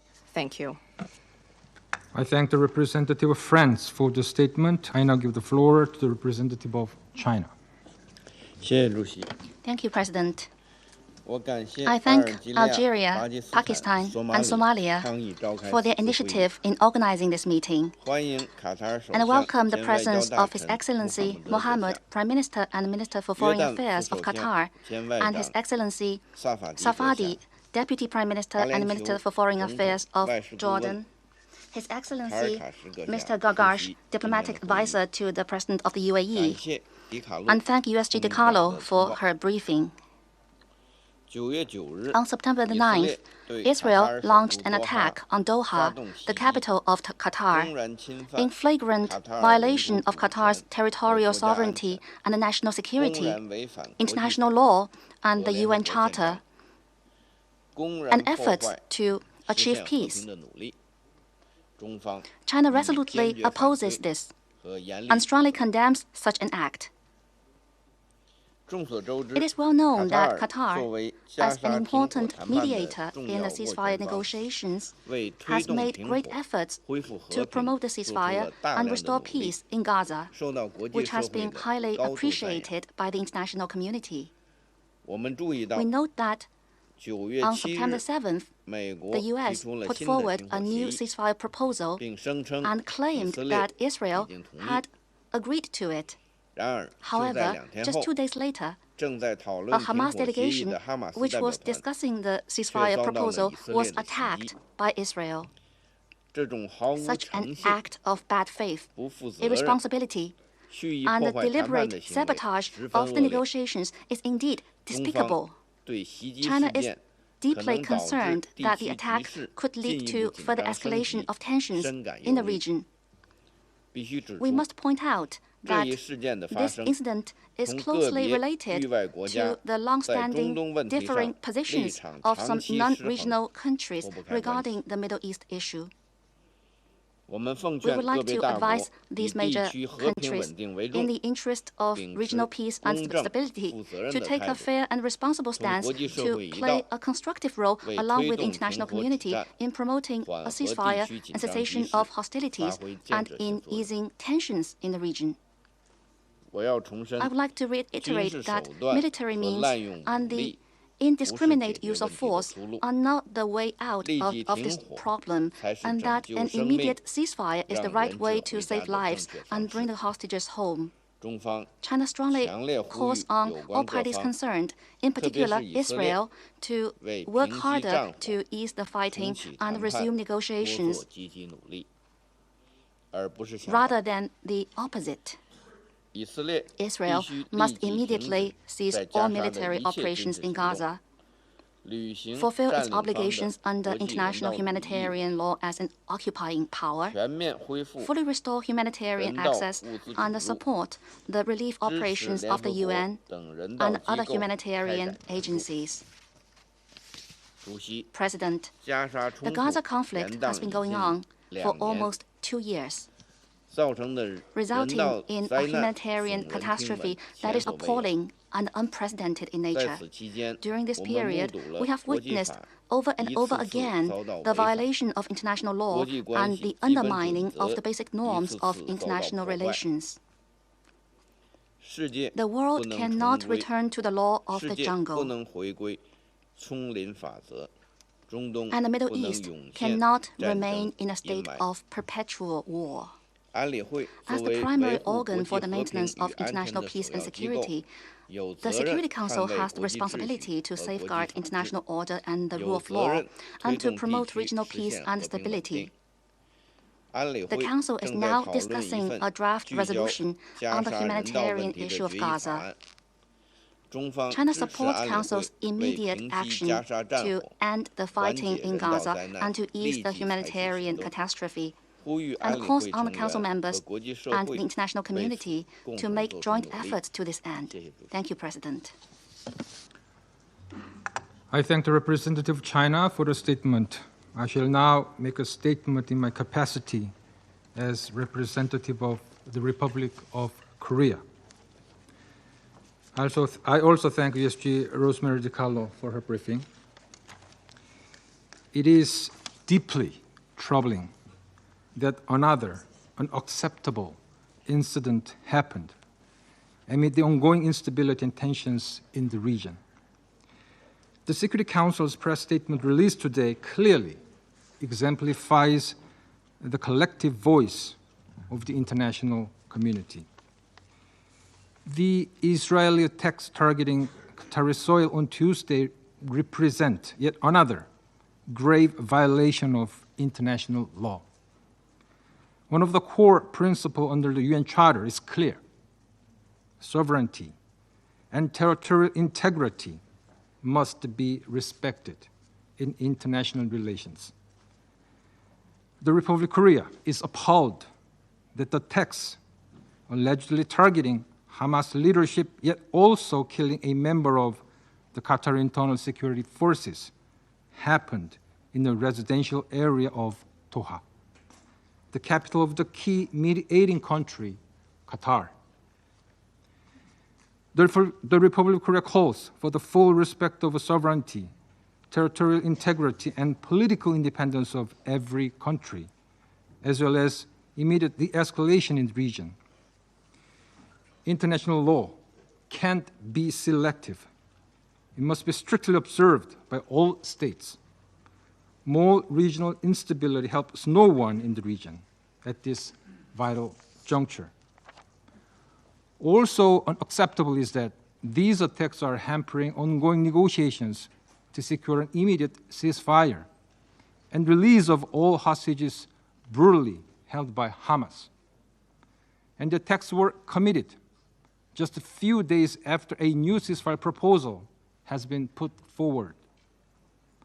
Hamas committed atrocious terrorist attacks against Israeli civilians, which we continue to condemn in the strongest terms. However, Tuesday's Doha attacks directly targeting its negotiation team does not help advance the talks, which stand at an inflection point. We reaffirm our full support for the efforts by the US, Qatar, and Egypt, and the unwavering commitment of Qatar for its diplomatic mediation undertakings, as reflected in the recent remarks by its Prime Minister. The incident was also grievous, as it may have significant negative impact on common efforts by the international community to ease the extreme humanitarian suffering of Palestinian civilians, as well as Israeli hostages held in Gaza. The international community, including members of this council, are seeking measures, either multilaterally or bilaterally, to expand the desperately needed humanitarian aid to those civilians in Gaza. It is lamentable that the government of Israel chose to pursue another act of hostility, rather than actively participating as a direct party to conflict in global humanitarian efforts to halt the famine.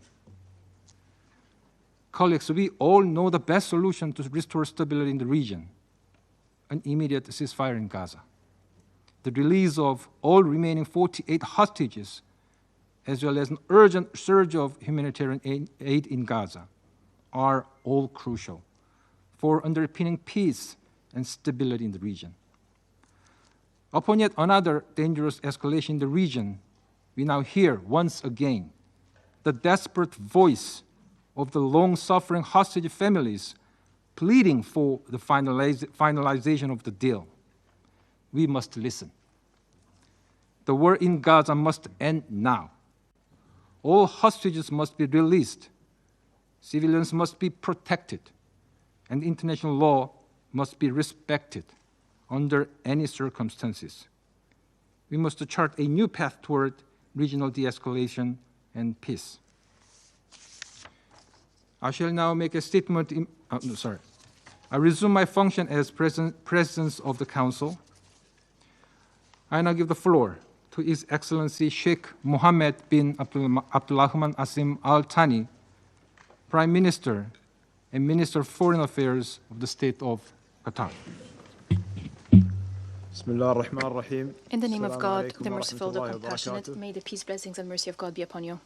Mr. President, allow me to congratulate you on assuming the presidency of the Council this month. We thank you for quickly responding to our request to convene this meeting.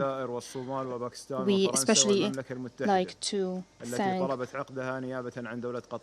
Algeria, Pakistan, Somalia, the UK, and France that asked for holding this meeting on our behalf. We also thank Ms. Rosemary DiCarlo, Undersecretary General for Political and Peacebuilding Affairs, for her briefing.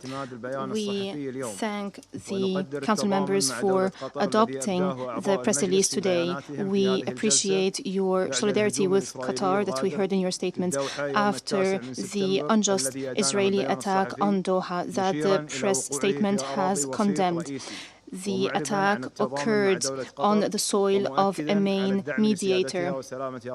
The statement stressed the commitment to the sovereignty and territorial integrity of Qatar in line with the principles of the United Nations. We address the Security Council today in light of a dangerous escalation which constitutes a threat to international peace and security and regional peace and security. This is why it is at the core of the mandate of the Security Council as per the Charter.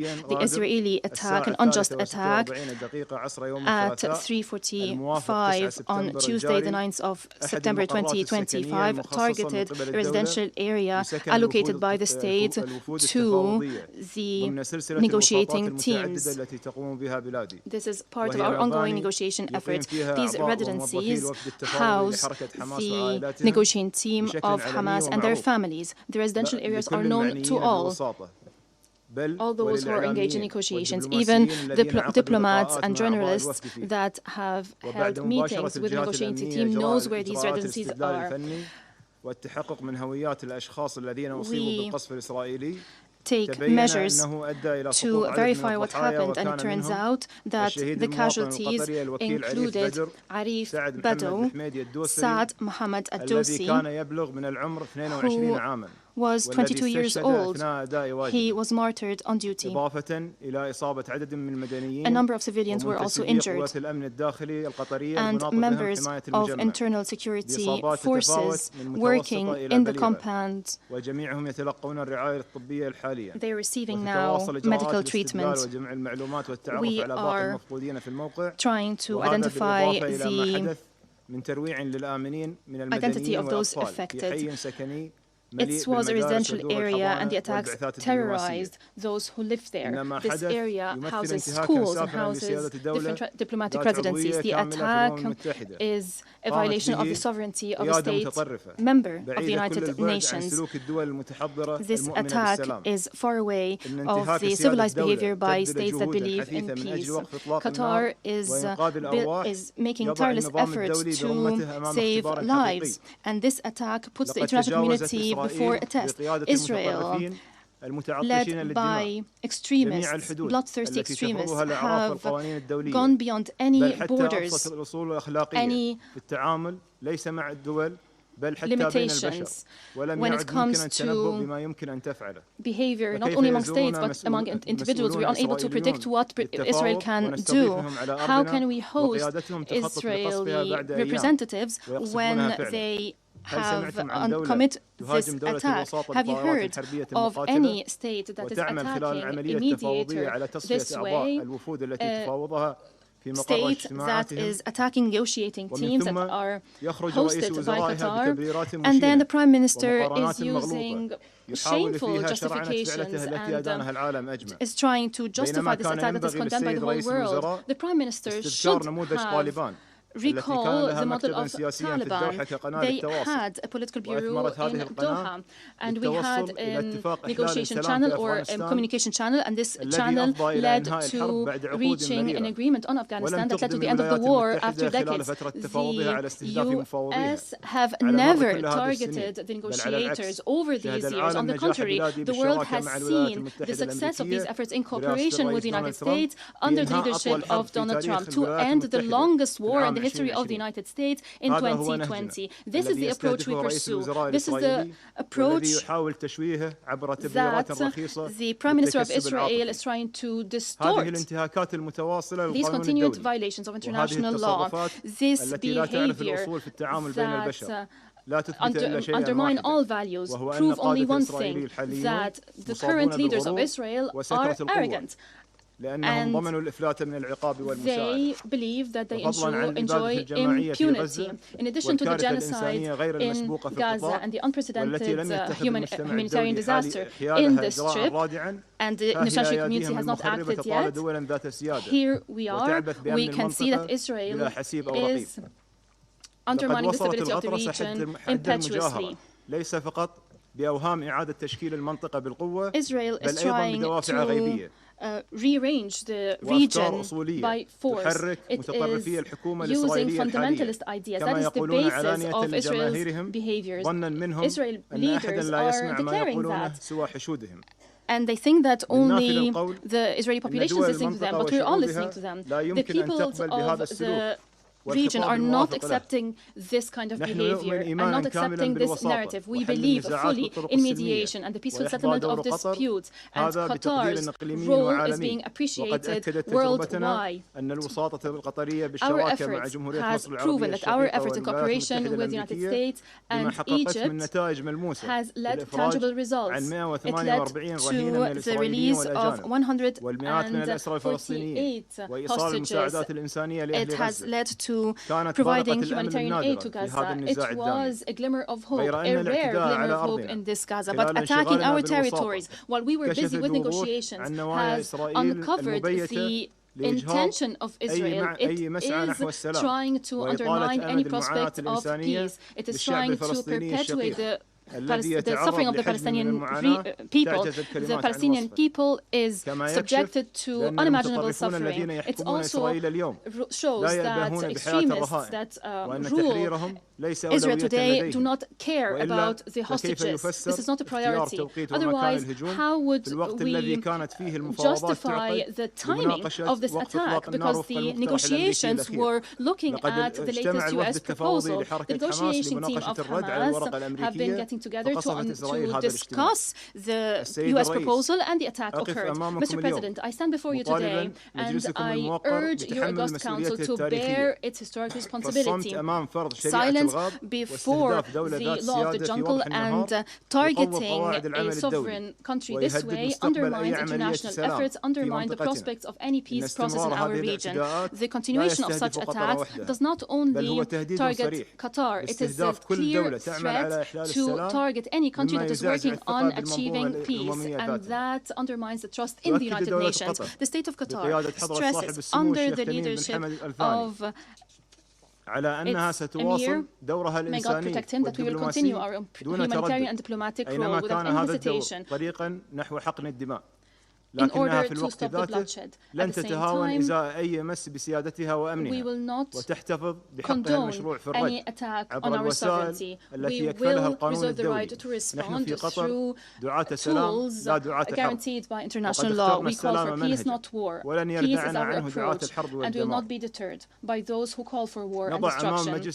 Before your Security Council, we present these facts, and we recall that today we're discussing an attack on all diplomatic efforts to reach peaceful solution. The only way to peace goes through negotiations, and it starts with a ceasefire and the release of all detainees and hostages, and ensuring the entry, unconditional entry of humanitarian aid and lifting the blockade. Allow me, on behalf of all peace-loving peoples around the world, I would like to be optimistic. We cannot succumb to extremists. We have to continue to pursue peace through the two-state solution, through the establishment of the independent Palestinian state, fully sovereign on Palestinian national soil, according to international resolutions. We need two states, two peoples living side by side in peace. This will only be achieved through the adherence of the principles of international law. I thank you. I thank His Excellency Sheikh Al-Thani for the statement. I now give the floor to the representative of Israel. Mr. President, on September 9th, Israel carried out a precise and targeted strike in Doha. The strike targeted Hamas leaders who for years have planned and directed attacks against Israel, many times making these directives from the luxury confines in Doha. These terrorists were the sole target of the operation. The men targeted were not legitimate politicians, diplomats, or representatives. They were the masterminds of terror. They orchestrated the massacre on October 7th, murdering civilians, kidnapping children, raping women, wiping out entire communities. As the smoke still rose from the massacre, even as the attack was still unfolding, Hamas leaders in Qatar appeared live on television, proudly broadcasting their celebration. While Israelis hid in safe rooms, fled from gunfire, and endured murder, kidnapping, and rape, Hamas's leaders feasted and congratulated themselves in real time. These are the same men who called for jihad to escalate the conflict. They called for blood, not peace. They wild terror, not negotiation. And the terror has not stopped. Just days ago, at Ramot Junction in Jerusalem, Hamas terrorists opened fire on a bus stop crowded with children and adults. 6 innocent people were murdered, among them a 25-year-old who had immigrated from Spain, recently married and building his future in Israel, a rabbi who had dedicated his life to teaching the next generation, 2 residents of the community struck down in their own neighborhood. Among the wounded was a woman 8 months pregnant, left to fight for her life and the life of her unborn child. These are not numbers, they are lives, families, futures stolen. When the gunfire stopped, the bus and the pavement around it were drenched in blood. This is what terrorism looks like. Mothers clutching babies, a bus stop turned into a battlefield, a community scared in seconds. This is a reality we face in Israel. Terror raising its ugly head almost every single day. And let this council be reminded, there can be no immunity for terrorists. Hamas immediately praised the killers as heroic and exceptional, later claiming full responsibility for the attack and calling the massacre of innocent people a natural response. There is nothing natural about this. It is terror, pure and simple. Today, 48 innocent people are still held hostage by Hamas. Their families live in daily pain. It has been more than 700 days that innocent people have been trapped in Hamas captivity. 700 days of cruelty and abuse. Hamas has used them as bargaining chips, turning their suffering into currency. But let me be clear, there is no immunity for terrorists. Not for those who commit it, and not for those who enable it. Israel has agreed to President Trump's ceasefire proposal. We are ready to stop the fighting, but Hamas refuses. They keep the world waiting. They are in no rush. They have the time.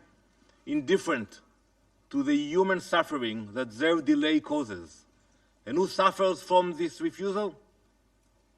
Not the leaders of Hamas, living abroad in the Ritz-Carlton in Doha. They don't suffer, they have the time.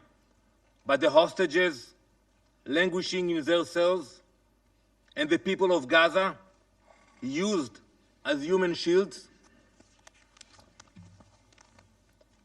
From the start, Hamas's strategy has been to embed its weapons among civilians. They hide rockets in schools, command centers in hospitals, and tunnels under homes. They put their own people in harm's way, then cry crocodile tears when civilians are hurt. Our fight is with Hamas, not with the people of Gaza, not with the state of Qatar. Israel will continue to take precautions to protect innocent lives. That is the difference between us and those who glorify massacre, and terror. Like in the Bible, like Cain in the Bible, who was marked for the murder of his brother, so too are Hamas's leaders marked for their crimes. It doesn't matter where they hide, whether in the tunnel in Gaza or in a luxury hotel abroad. The mark of Cain is upon them. For too long, Hamas leaders have been sheltered not only in Doha, but in Beirut, Tehran, and elsewhere, parading as politicians and statesmen while acting as terrorists. They are treated like celebrities, when in reality, they are commanders of massacre and barbarism. This false disguise of legitimacy gave them freedom to move, to buy weapons, to recruit through so-called humanitarian networks, and to spread propaganda on international platforms that should have rejected them. This strike sends a message that should echo across this chamber. There is no sanctuary for terrorists, not in Gaza, not in Tehran, not in Doha. There is no immunity for terrorists. And yet, here in this council, some members chose to give Hamas legitimacy, even protection. Israel will not. We will act against the leaders of terror wherever they are hiding. Mr. President, we have heard today in this council allegations about a breach of the territorial sovereignty of Qatar. But one must ask, where were these concerns when sovereignty was violated by terror itself? On October 8, when Hezbollah launched rockets across Israel's border, when Houthis fired a ballistic missile at Ben Gurion airport, or just days ago, when a Houthi drone crashed into the arrivals hall of Rabon airport, injuring civilians. How can anyone hide behind allegations appealing to the principles of international law while giving legitimacy to those who openly glorify October 7th and continue to plot terror? Mr. President, this brings me to Qatar. Prime Minister Al-Thani, the time for Qatar to choose has come. For too long, Qatar has harbored terrorists, offering Hamas leaders sanctuary in luxury hotels while they orchestrate massacres and terror attacks. History will not be kind to accomplices. Either Qatar condemns Hamas, expels Hamas, and brings Hamas to justice, or Israel will. Mr. President, the world has faced moments like this before. Today, the world remembers the devastating terrorist attacks of September 11th. That tragic day, like October 7th for Israel, was a day of fire and blood. In the aftermath of 9/11, the countries that uphold freedom, equality, and democracy in this council stood shoulder to shoulder. 2 weeks later, this council adopted Resolution 1373. It said plainly, no state may harbor terrorists. No state may fund them. No state may give them safe haven. I urge you all to read this resolution. Any government that does so breaks this council binding obligations. That principle was clear then. It must be upheld today. And when bin Laden was eliminated in Pakistan, the question asked was not, why target a terrorist on foreign soil? No one asked that question. The question was, why was a terrorist given shelter at all? The same question must be asked today. There was no immunity for bin Laden, and there can be no immunity for Hamas. And in facing terror, history shows that members of this council have done the very same. From 2014 to 2022, France struck terrorists in Mali, Chad, Burkina Faso, and Mauritania. In 2014 and 2015, the United Kingdom carried out airstrikes in Iraq and Syria against ISIS. So I ask, if these actions were justified then, why is Israel singled out now? Why are claims concerning sovereignty invoked only against Israel and ignored when others act to defend themselves? Is Israeli blood worth less? The question to ask is not why Israel targets the masterminds of terror, but why they are sheltered abroad, while hostages starve in captivity and Gazans are left to suffer. Israel's fight is not only Israel's. It is a fight of all who believe in democracy against those who worship death and violence, light against darkness, civilization against barbarism, justice against terror.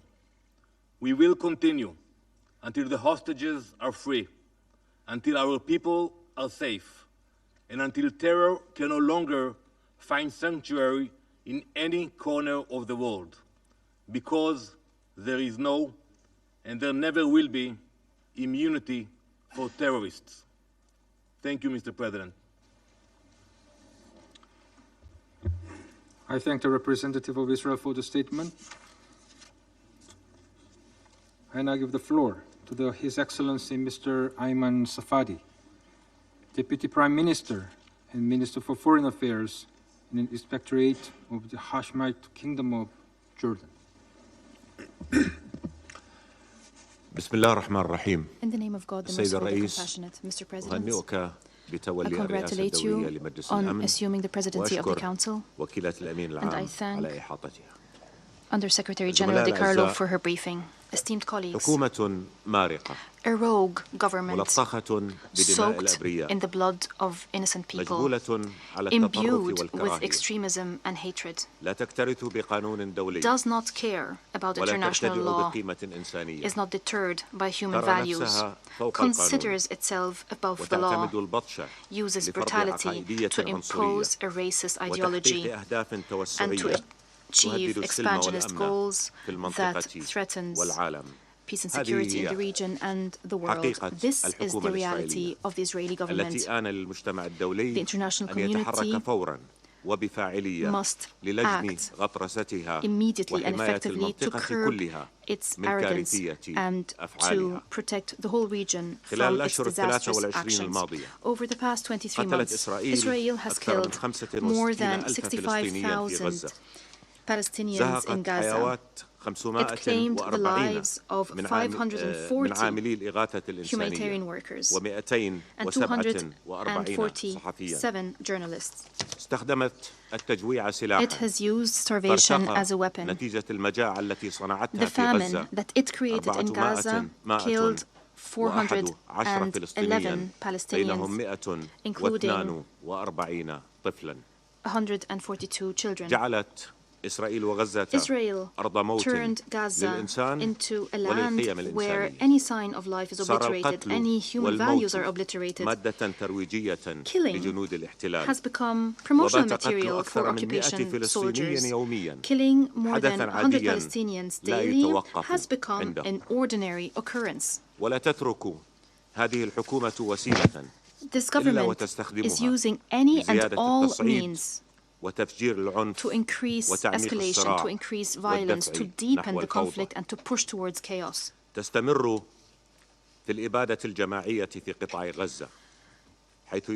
continues to commit genocide in Gaza. More than 1 million Palestinians in Gaza City are faced with the threat of being killed or dying of starvation or being forcibly displaced to camps مخيمات Israel في has أرض destroyed the أحالتها lives of إسرائيل those who were يبابا forced to go to those لا camps, تمتلك camps أدنى in مقومات wastelands, إدامة lacking الحياة all basic necessities وتمنع of life. إسرائيل عنها المساعدات And الإنسانية Israel is والطبية preventing the delivery تمنع of دخول humanitarian and الخبز medical aid والماء to these camps. It وحليب prevents الأطفال the delivery of baby formula, وتوسع bread, and إسرائيل water. مستوطناتها اللاشرعية Israel في is الضفة الغربية expanding its المحتلة illegal settlements in the occupied West Bank. وتحمي It is إرهاب المستوطنين protecting الذين يشنون ما terrorist معدله settlers 4 هجمات that are إرهابية launching يوميا على الفلسطينيين 4 terrorist attacks daily on Palestinians. It is seizing more Palestinian land. It is imposing a blockade on the Palestinian people and its legitimate leadership, economically, and it's imposing a blockade on their lives. It is thereby killing all prospects of achieving just and durable peace. Today, just hours before this meeting, the Prime Minister of Israel says that he allowed for building new illegitimate settlements in the occupied Palestinian territories. He boasted about preventing the establishment of the Palestinian state. He boasted about killing all prospect of peace and subjecting the peoples of the region, including the Israeli people, to more conflict and more wars. Israel is attacking the stability of Lebanon. It is occupying more Syrian territories. It is contriving sectarian strife to plunge Syria into chaos and conflict. In another flagrant violation of international law, in another dangerous escalation, Israel is violating the sovereignty of the brotherly state of Qatar. It is launching a cowardly attack against its capital, Qatar. It is shamelessly betraying a state that has been working tirelessly in partnership with the Arab Republic of Egypt and the United States of America to reach an exchange deal, to reach a permanent ceasefire, to end the suffering, and to allow for returning to diplomacy to achieve peace and security for all. We condemn this brutal and treacherous attack against Qatar, as King Ibn al-Hussein and the Crown Prince to the Emir of Qatar.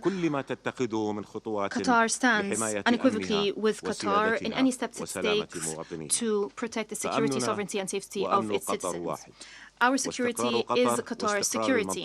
The stability of Qatar is the stability of the region. We are united by one vision.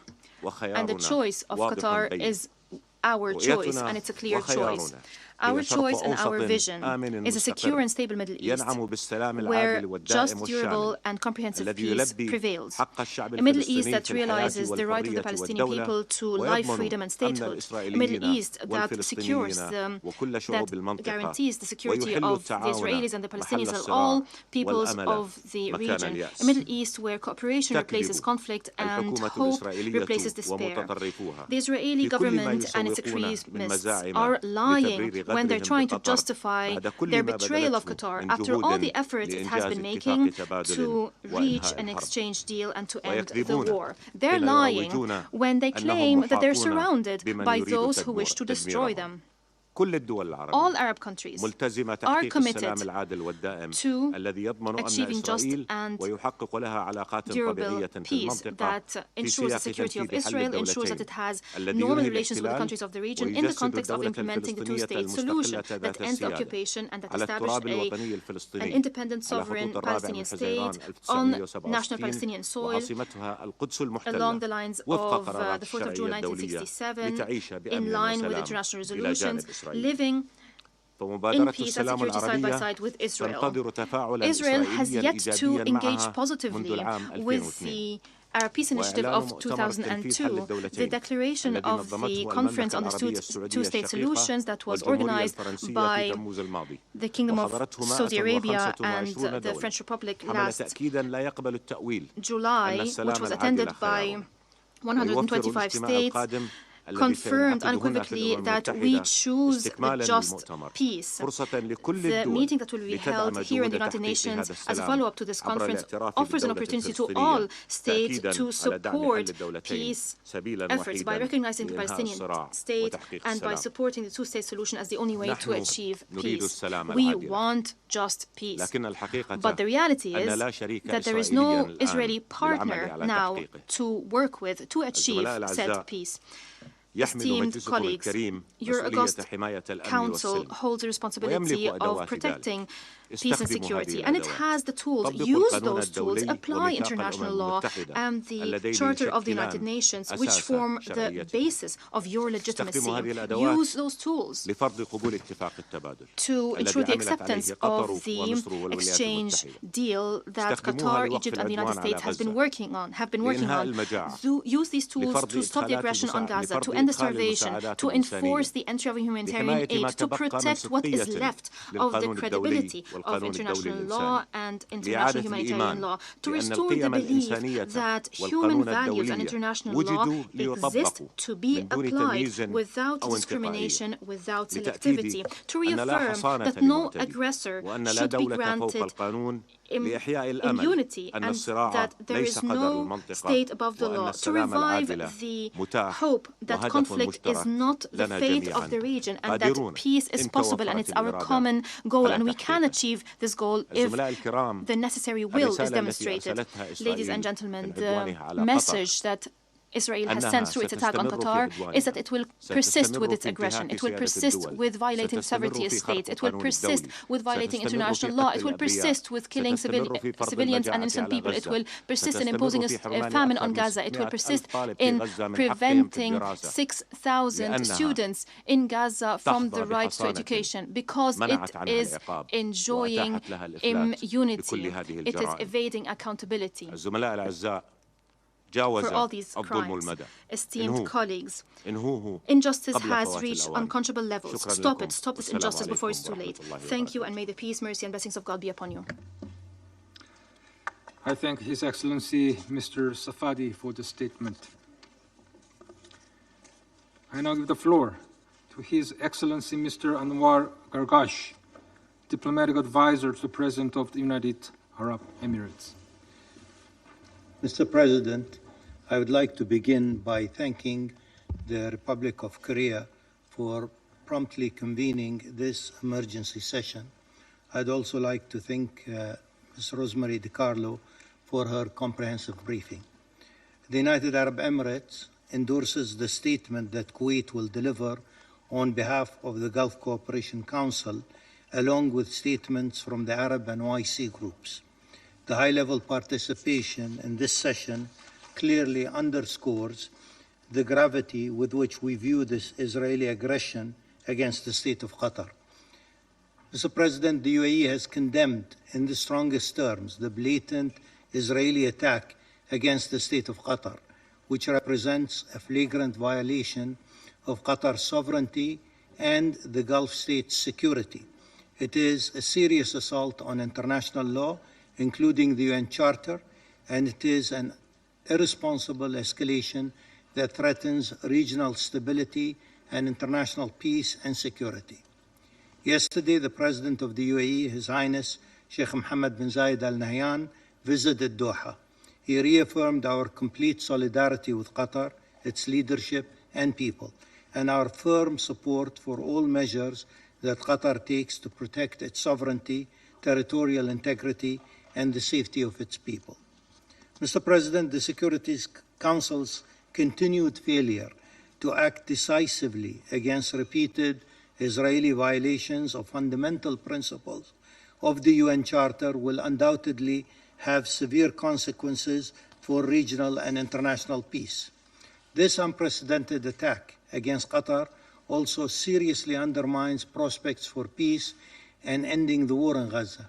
Qatar, together with Egypt and the United States, has played a leading role in efforts to secure a ceasefire, to release the hostages and detainees and return them to their loved ones, and to resume unhindered humanitarian aid at scale. These reckless, belligerent actions will deliver neither Israel nor the region our shared goal for peace, prosperity, security, and stability. They only serve to fuel more violence, extremism, and chaos, precisely when the region desperately needs restraint and de-escalation. Furthermore, the relentless threats of land annexation and attacks on neighboring countries destroys any foundation for lasting peace and threatens the entire region's stability. Mr. President, we must work together toward a better future for the people of our region, one built in justice, coexistence, shared prosperity, and good neighborly relations, free from extremist ideologies of any kind. As we all strive for a just and lasting peace in the region, the attacks on the state of Qatar further inflames an already explosive situation. And with our gathering today, we reaffirm the centrality of international law and the sovereignty of states, as well as the wisdom required of all of us to achieve peace and security. Today, Mr. President, Qatar does not stand alone. The Council spoke with one voice to condemn aggression. Our collective voice should make a difference against these unlawful acts of transgression against international law. Thank you, Mr. President. I thank His Excellency Mr. Gargash for the statement. I now give the floor to the representative of Turkey. Mr. President, I have the honor to deliver the following statement on behalf of the member states of the Organization of Islamic Cooperation in my capacity as chair of the group. Mr. President, let me express our appreciation to you for prompt convening of this meeting following the Israeli attack, which targeted the residential headquarters of members of the political bureau of Hamas in Doha, state of Qatar, on Tuesday, 9 September, resulting in death of several persons, including a Qatari or more Qatari citizens, while leaving many others injured in the residential area. The OIC group condemns in its strongest terms this despicable and unwarranted attack against the state of Qatar in flagrant violation of its territorial sovereignty and national security. There is no doubt that this dastardly action constitutes a blatant violation of the norms of international law and certainly the Charter of the United Nations, much as it represents an overt threat to both the security of the Middle East region and indeed international peace and security. Indeed, this attack represents state terrorism and is part of a pattern of systematic policies and ongoing efforts by Israel to destabilize the region. We express our full solidarity with the state of Qatar during this critical period, while we stand united in support of the right and duty of the state of Qatar to respond decisively to any reckless breach or aggression that threatens its security and jeopardizes regional stability. We also support Qatar as it takes necessary measures to protect its citizens and defend its sovereignty and territorial integrity, including political, diplomatic, and legal measures. We commend the tireless and sincere efforts made by the state of Qatar under the leadership of His Highness Sheikh Tamim bin Hamad Al Thani, Emir of the State of Qatar, in the areas of mediation, de-escalation, and peaceful resolution of disputes in the region and beyond. These efforts are crucial to maintaining international peace and security in accordance with the Charter of the UN. We appreciate the commitment of the State of Qatar to continue its steadfast and constructive approach of standing with its brothers and friends and in advocating for just humanitarian causes, thereby strengthening the foundations of international peace and security. In this regard, OIC Group calls on the United Nations Security Council to take firm measures in the face of this unjustified use of armed force against the sovereignty of Qatar, an act that constitutes an obvious threat to international peace and security. Accordingly, we call on the Council to hold Israel accountable for this act of aggression. OIC Group recognizes that this latest act of aggression against a peace-loving, mediating state in our region is yet another example of the impunity which has continued to characterize Israel's relations with the countries in the Middle East. It has become obvious that the absence of any deterrent measure by the United Nations, and especially this Council, has continued to embolden the Israeli authorities in its incessant violation of international law and the charter of this organization. We recall the unwavering position of the Organization of Islamic Cooperation pursuant to its charter, as well as its various summit and ministerial resolutions, which firmly reject any aggression against the sovereignty and security of any of its members. We call on the international community to strongly condemn this illegal attack against Qatar as a way of promoting, supporting, and defending noble principles of peace and security within the global setting. I thank you again, Mr. President. I thank the representative of Turkey for the statement.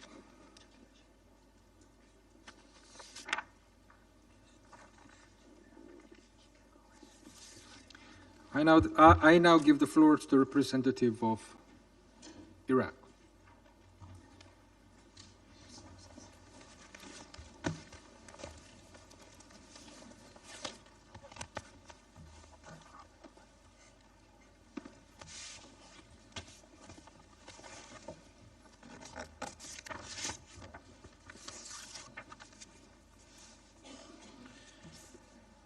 سيد رئيس المجلس Mr. President, I would like to seize this opportunity to congratulate you on assuming the presidency of the Security Council this month. We also thank and express our gratitude to the Republic of Panama for assuming the presidency of the Security Council last month. We also express our deep appreciation for the efforts to convene this emergency session. Mr. President, the Middle East region is currently on a dangerous slope as a result of the reckless, ongoing actions of the Israeli entity. And at a time when voices are rising, demands are growing for calm and de-escalation, for intensifying diplomatic efforts, and for ending the ongoing bombardment of the occupied Gaza Strip and the series of crimes committed there. Amidst all of this, the Israeli entity is once again deliberately trying to drag the region and the world onto a dangerous path by committing a blatant attack on Tuesday, September the 9th, 2025, targeting residential buildings where a number of members of Hamas political bureau reside in the Qatari capital, Doha. This attack resulted in the death of a number of people, including a Qatari citizen, in addition to a number of injuries. The attack took place in a residential area that includes also a school and houses. We reiterate that this attack constitutes a flagrant violation of all international laws and norms. It is a serious threat to the security and safety of citizens and residents of the state of Qatar. These repeated attacks by the Israeli entity are nothing but acts of aggression against the entire region and a flagrant threat to international peace and security. As such, we call upon the international community to shoulder its legal and moral obligations in the face of these attacks. We stress the need for firm and strict international positions, especially in the Security Council. This attack represents state terrorism and comes in the context of systematic policies and continuous attempts by the Israeli entity to destabilize security and stability in the region. It requires a policy of zero tolerance for such reckless behavior. This constant tampering with the security of the region or the targeting of the security and sovereignty of states. Mr. President, the Arab group condemns in the strongest terms the Israeli attack on the Qatari capital Doha and the threat to the safety and security of its citizens, as well as the violation of the safety and sovereignty and territorial integrity of the Qatari state. We support the state of Qatar within the framework of its right and duty to act decisively against any reckless violation or aggression that undermines its security and threatens the stability of the region. We support Qatar in preserving its right to respond to this blatant attack and to take all necessary political, diplomatic and legal measures to protect its people and defend its sovereignty and territorial integrity, including, as we said, political, diplomatic and legal measures. We commend the tireless and sincere efforts undertaken by the state of Qatar in the framework of mediation, de-escalation and the peaceful resolution of disputes in the region within the framework of maintenance of international peace and security in accordance with the UN Charter. We value Qatar's affirmation that it will continue this constructive approach, standing with brothers and friends and supporting the just human causes in a manner that would safeguard and bolster international peace and security. The current phase also requires the redoubling of our efforts, and that our top priority should be to stop the targeting of civilians and save the regions from the evils of war. Mr. President, the foundations of protecting regional and international security, which are your responsibility, require us to stand up today to stop these attacks immediately, to hold accountable those who threaten our security and stability, to hold the Israeli entity legally and politically responsible for these irrational and reckless acts, and take all measures to stop these violations and ensure their non-recurrence. Thank you, Mr. President. I thank the representative of Iraq for the statement.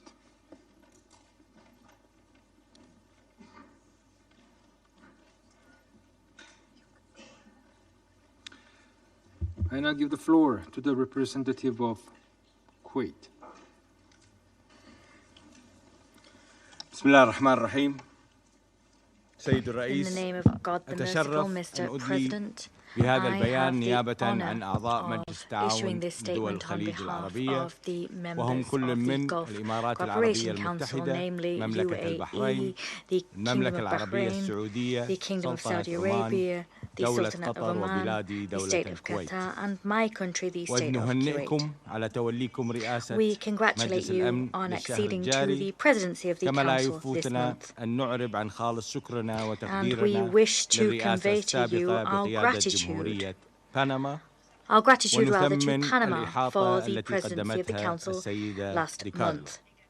We also سيد thank الرئيس Ms. DiCarlo for her briefing. ندلي Mr. اليوم President, ببياننا today المشترك we مؤكدين are making this تضامننا joint statement خليجيا in لا order لبس to فيه مع reaffirm دولة قطر our الشقيقة unwavering ورفضنا solidarity with the قاطعا of the Gulf with لأي the brotherly انتهاك nation of لسيادتها Qatar. We وأمنها categorically reject واستقرارها any and all violations of its ونذكر sovereignty, بأن security, موقفنا and its الجماعي stability. الراسخ يحمل We إسرائيل recall our المسؤولية collective الكاملة position, which has عن remained هذا الفعل unchanged, المشين namely that وتبعاته the full responsibility ويؤكد for these heinous أننا acts and لن their نتهاون consequences مع falls on أي Israel's مساس shoulders بأمن دولنا squarely. We أو will العبث not باستقرار tolerate منطقتنا. any attack on the security of our سيد countries or on الرئيس the ندين stability of بأشد our region. العبارات الاعتداء Mr. الإسرائيلي President, الإجرامي we الجبان condemn in والسافر the strongest الذي possible terms ارتكب عصر Israel's يوم criminal, الثلاثاء الموافق cowardly 9 سبتمبر and flagrant من العام الجاري. attack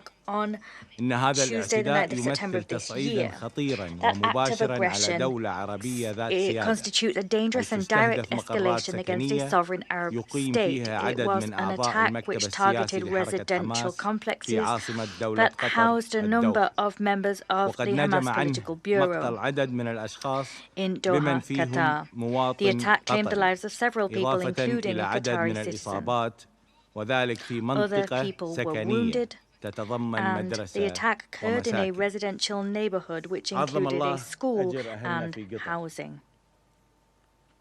We convey our condolences to our brothers in Qatar. This aggression is a flagrant violation of international laws and customs. It stands as a grave threat to the peace and security of the Qatari people and the residents of the state of Qatar. We here warn unambiguously regarding the consequences of continuing to violate state sovereignty. National security of states or the countries of the GCC is a red line for us, and similar acts will be met with collective actions, tougher in nature, and legal political measures as deterrence, according to what's agreed upon within international organizations. Mr. President, this aggression occurred as part of systematic policies and continued attempts on Israel's part to undermine regional security and stability.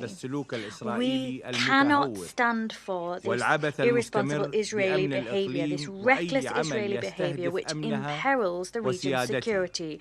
We must not tolerate any action which targets our sovereignty and security. This hostile approach will be met with a united stance of the Gulf countries. There will be no compromises made on sovereignty or security. Mr. President, we reiterate that the state of Qatar has the right and duty to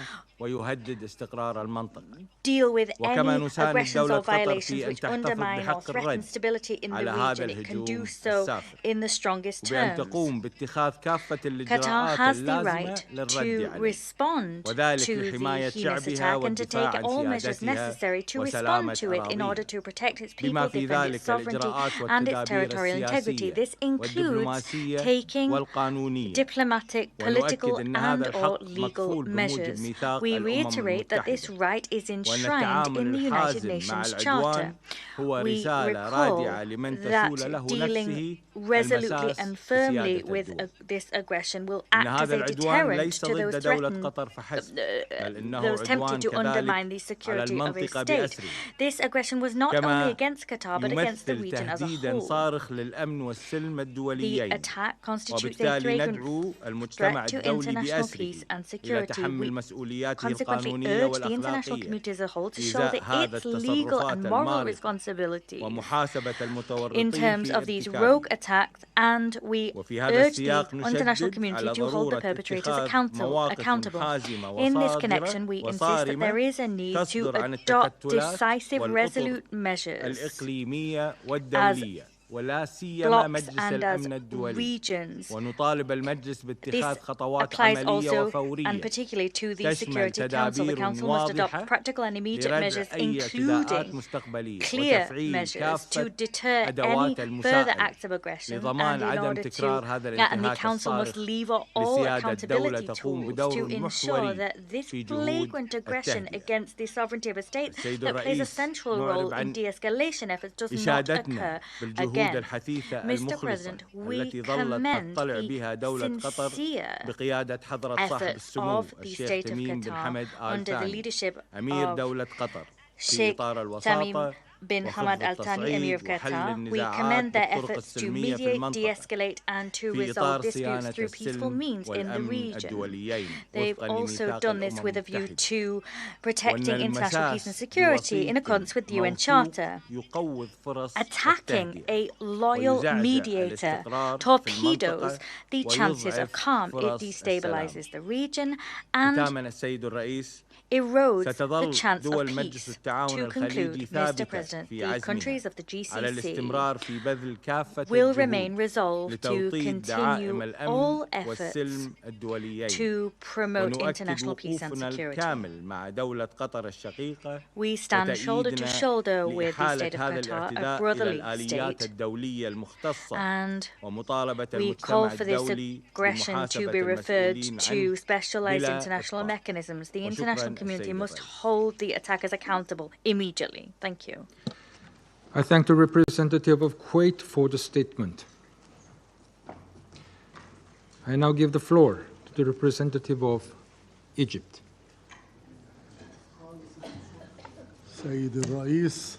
Mr. President, Your Excellency, Mr.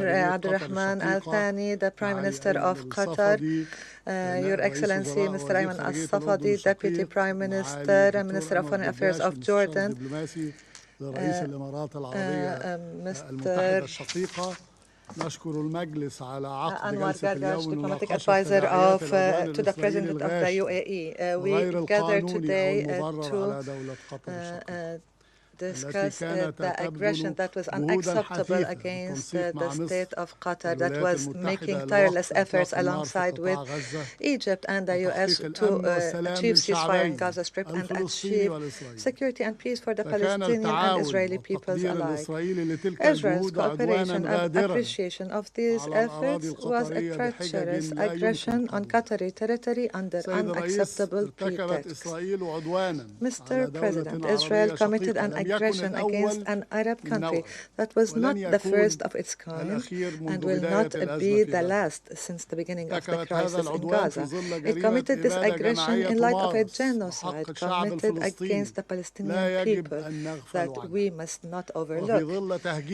And in light of the displacement of the Palestinian people and the occupation of their lands that must end. Unfortunately, Israel will continue this aggression and these crimes as long as the Security Council and the international community do not take serious measures to deter Israel from its policy of extreme aggression and its repeated violation of international law and the Charter of the UN.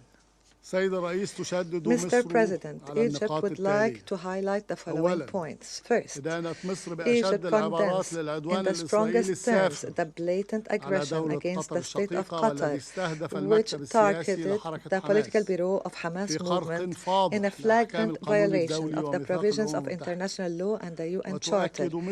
Egypt stresses its full solidarity and its position in support of the brotherly state of Qatar that made strenuous efforts that should be appreciated and praised by all to stop the war in Gaza and to achieve stabilization in the region. Egypt stresses that the international law and the UN Charter guarantee to Qatar and Arab countries that have been subjected to similar Israeli aggressions, it guarantees them all the options to address this aggression, which the Security Council should not stand by. In its face. The Israeli aggression clearly reveals the party that is hindering the achievement of a ceasefire agreement. And the party that wishes to prolong the war for extremist political and religious goals aimed at displacing the Palestinian people and attempting to liquidate their cause, as well as for internal reasons that we all know. The aggression targeted Qatar, which is making tremendous efforts with Egypt to reach this agreement and aimed at a meeting that was scheduled to discuss the latest offer to stop the war and proposals to do that, which of course will further cause difficulties and make it difficult to reach a solution within the negotiations. Third, this brutal attack clearly reflects the ideology of Israeli politics, which knows nothing but the language of killing, destruction and aggression, an ideology that does not distinguish between right and wrong and is even assaulting those who are helping it. And we wonder, how do mediation efforts succeed? How can they succeed in convincing all parties in the region of the feasibility of a peaceful solution while Israel is attacking the mediators who facilitate this solution, who are the mediators for it?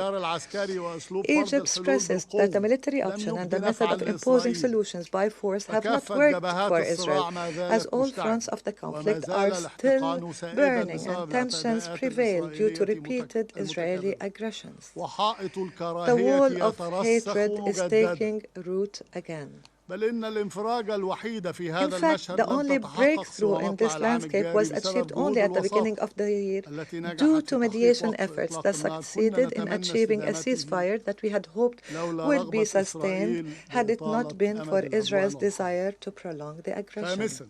Fifth, Egypt calls for intensifying efforts to stop the Israeli war against Gaza Strip, which has claimed the lives of more than 64,000 martyrs. We call for saving Gaza Strip from a famine that is killing its population and stop the occupation practices in the West Bank and East Jerusalem. We remind you of that humanitarian catastrophe in Palestinian territories that is exacerbated by Israel's siege and crimes. We call upon the Council to immediately adopt a resolution under Chapter 7 that stops the Israeli aggression against Gaza and supports the efforts of the mediators. We reiterate that the Middle East will not witness or know peace or stability except through a just and comprehensive solution that achieves an independent Palestinian state on the June 4, 1967 borders with its capital East Jerusalem. 6. Egypt underscores its continued adherence to peaceful solutions to all crises in the region and its efforts to establish peace and end wars. Perhaps our latest endeavors has been manifested in the success of our efforts to mediate between the state of Iran and the International Atomic Energy Agency, the IAEA, and the signing of the Cairo Agreement yesterday to resume technical cooperation in an effort to achieve calm and restore trust between all parties and create an atmosphere that is conducive to regional security and stability. In this context, we express our firm determination to save the defenseless Palestinian people from the ongoing aggression against their land, especially in the Gaza Strip, and to help in the reconstruction of the Gaza Strip under the full supervision of the Palestinian Authority. In conclusion, Mr. President, we reaffirm our position to stand firmly with our brothers in the state of Qatar and to support any measures Qatar takes in defense of its national security. We call upon the Council to immediately take a decisive decision to deter Israel and stop its war against the Gaza Strip and the countries of the region, and to confront the state terrorism by Israel before Israel sends the region into a regional war that no one can afford. The time has come for the international community to have a unified position that is firm against Israel and oblige Israel to abide by the international law, renounce violence, and embrace peace at a time. Qatar is not alone. Your Excellency Sheikh Mohammed, Egypt and national security are all at the stake, and thank you, Mr. President. I thank the representative of Egypt for the statement. The representative of Pakistan has asked for the floor to make a further statement. I give them the floor. Thank you, Mr. President. I am obliged to take the floor to respond to some comments. The representative of Israel perhaps did not listen attentively to all council members and other speakers in today's debate. And in our view, it is unacceptable, indeed ludicrous, for an aggressor, an occupier, a serial violator of UN Charter and international law, that is Israel, to abuse this chamber and disrespect the sanctity of this council. And this is not the first time. And by pointing fingers on others, baseless assertions primarily aimed at masking its own illegal actions and violations of international law. President, but that's not at all surprising. It is an occupier that does not listen to anyone, that does not pay heed to any advice, even from its friends, if there are any left, that refutes, and not just refutes, it threatens members of the international community, international media, international human rights and humanitarian organizations, doesn't listen to the ICJ or the ICC, and threatens the UN and its senior officials. And it does that with impunity, shielded by its apologists who time and again acquiesce in its illegal actions and defiance of the international community. And like all occupiers, despite being the aggressor, it feigns and plays the victim. But today, it is totally exposed. President, this Council has spent decades discussing the situation in the Middle East and the Palestinian question. Meeting after meeting, we devote hours to this agenda. It is not because of anyone else. It is because of Israel that refuses to vacate its illegal occupation and that blatantly violates the resolutions of this Council. It's because of that we have these discussions. Israel also chose to refer to an unrelated incident and make misleading remarks regarding Pakistan in an effort to justify its own illegal actions and violations of international law. Pakistan's position on that incident has been clearly stated and is publicly available. The international community is well aware of Pakistan's frontline role and sacrifices in the international community's fight against terrorism. The entire world, including our partners, acknowledge that Al-Qaeda was largely decimated due to Pakistan's counterterrorism efforts. And we remain committed in this global, collective endeavor.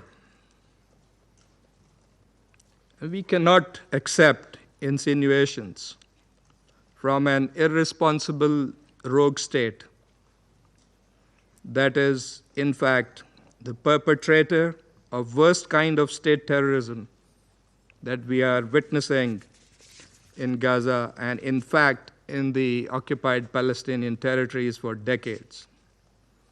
And we reject any false analogy, as has also been done by Qatar. For whatever way it interprets the statements in this Council, the occupying power must go back and read carefully the statement issued by the Security Council today. And let me read it out loud here. A statement that normally should have been stronger, but nevertheless, it has been unanimously adopted by the Council.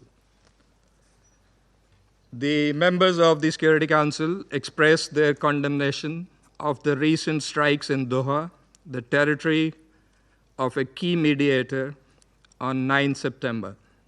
They expressed deep regret at the loss of civilian life. Council members underscored the importance of de-escalation and expressed their solidarity with Qatar.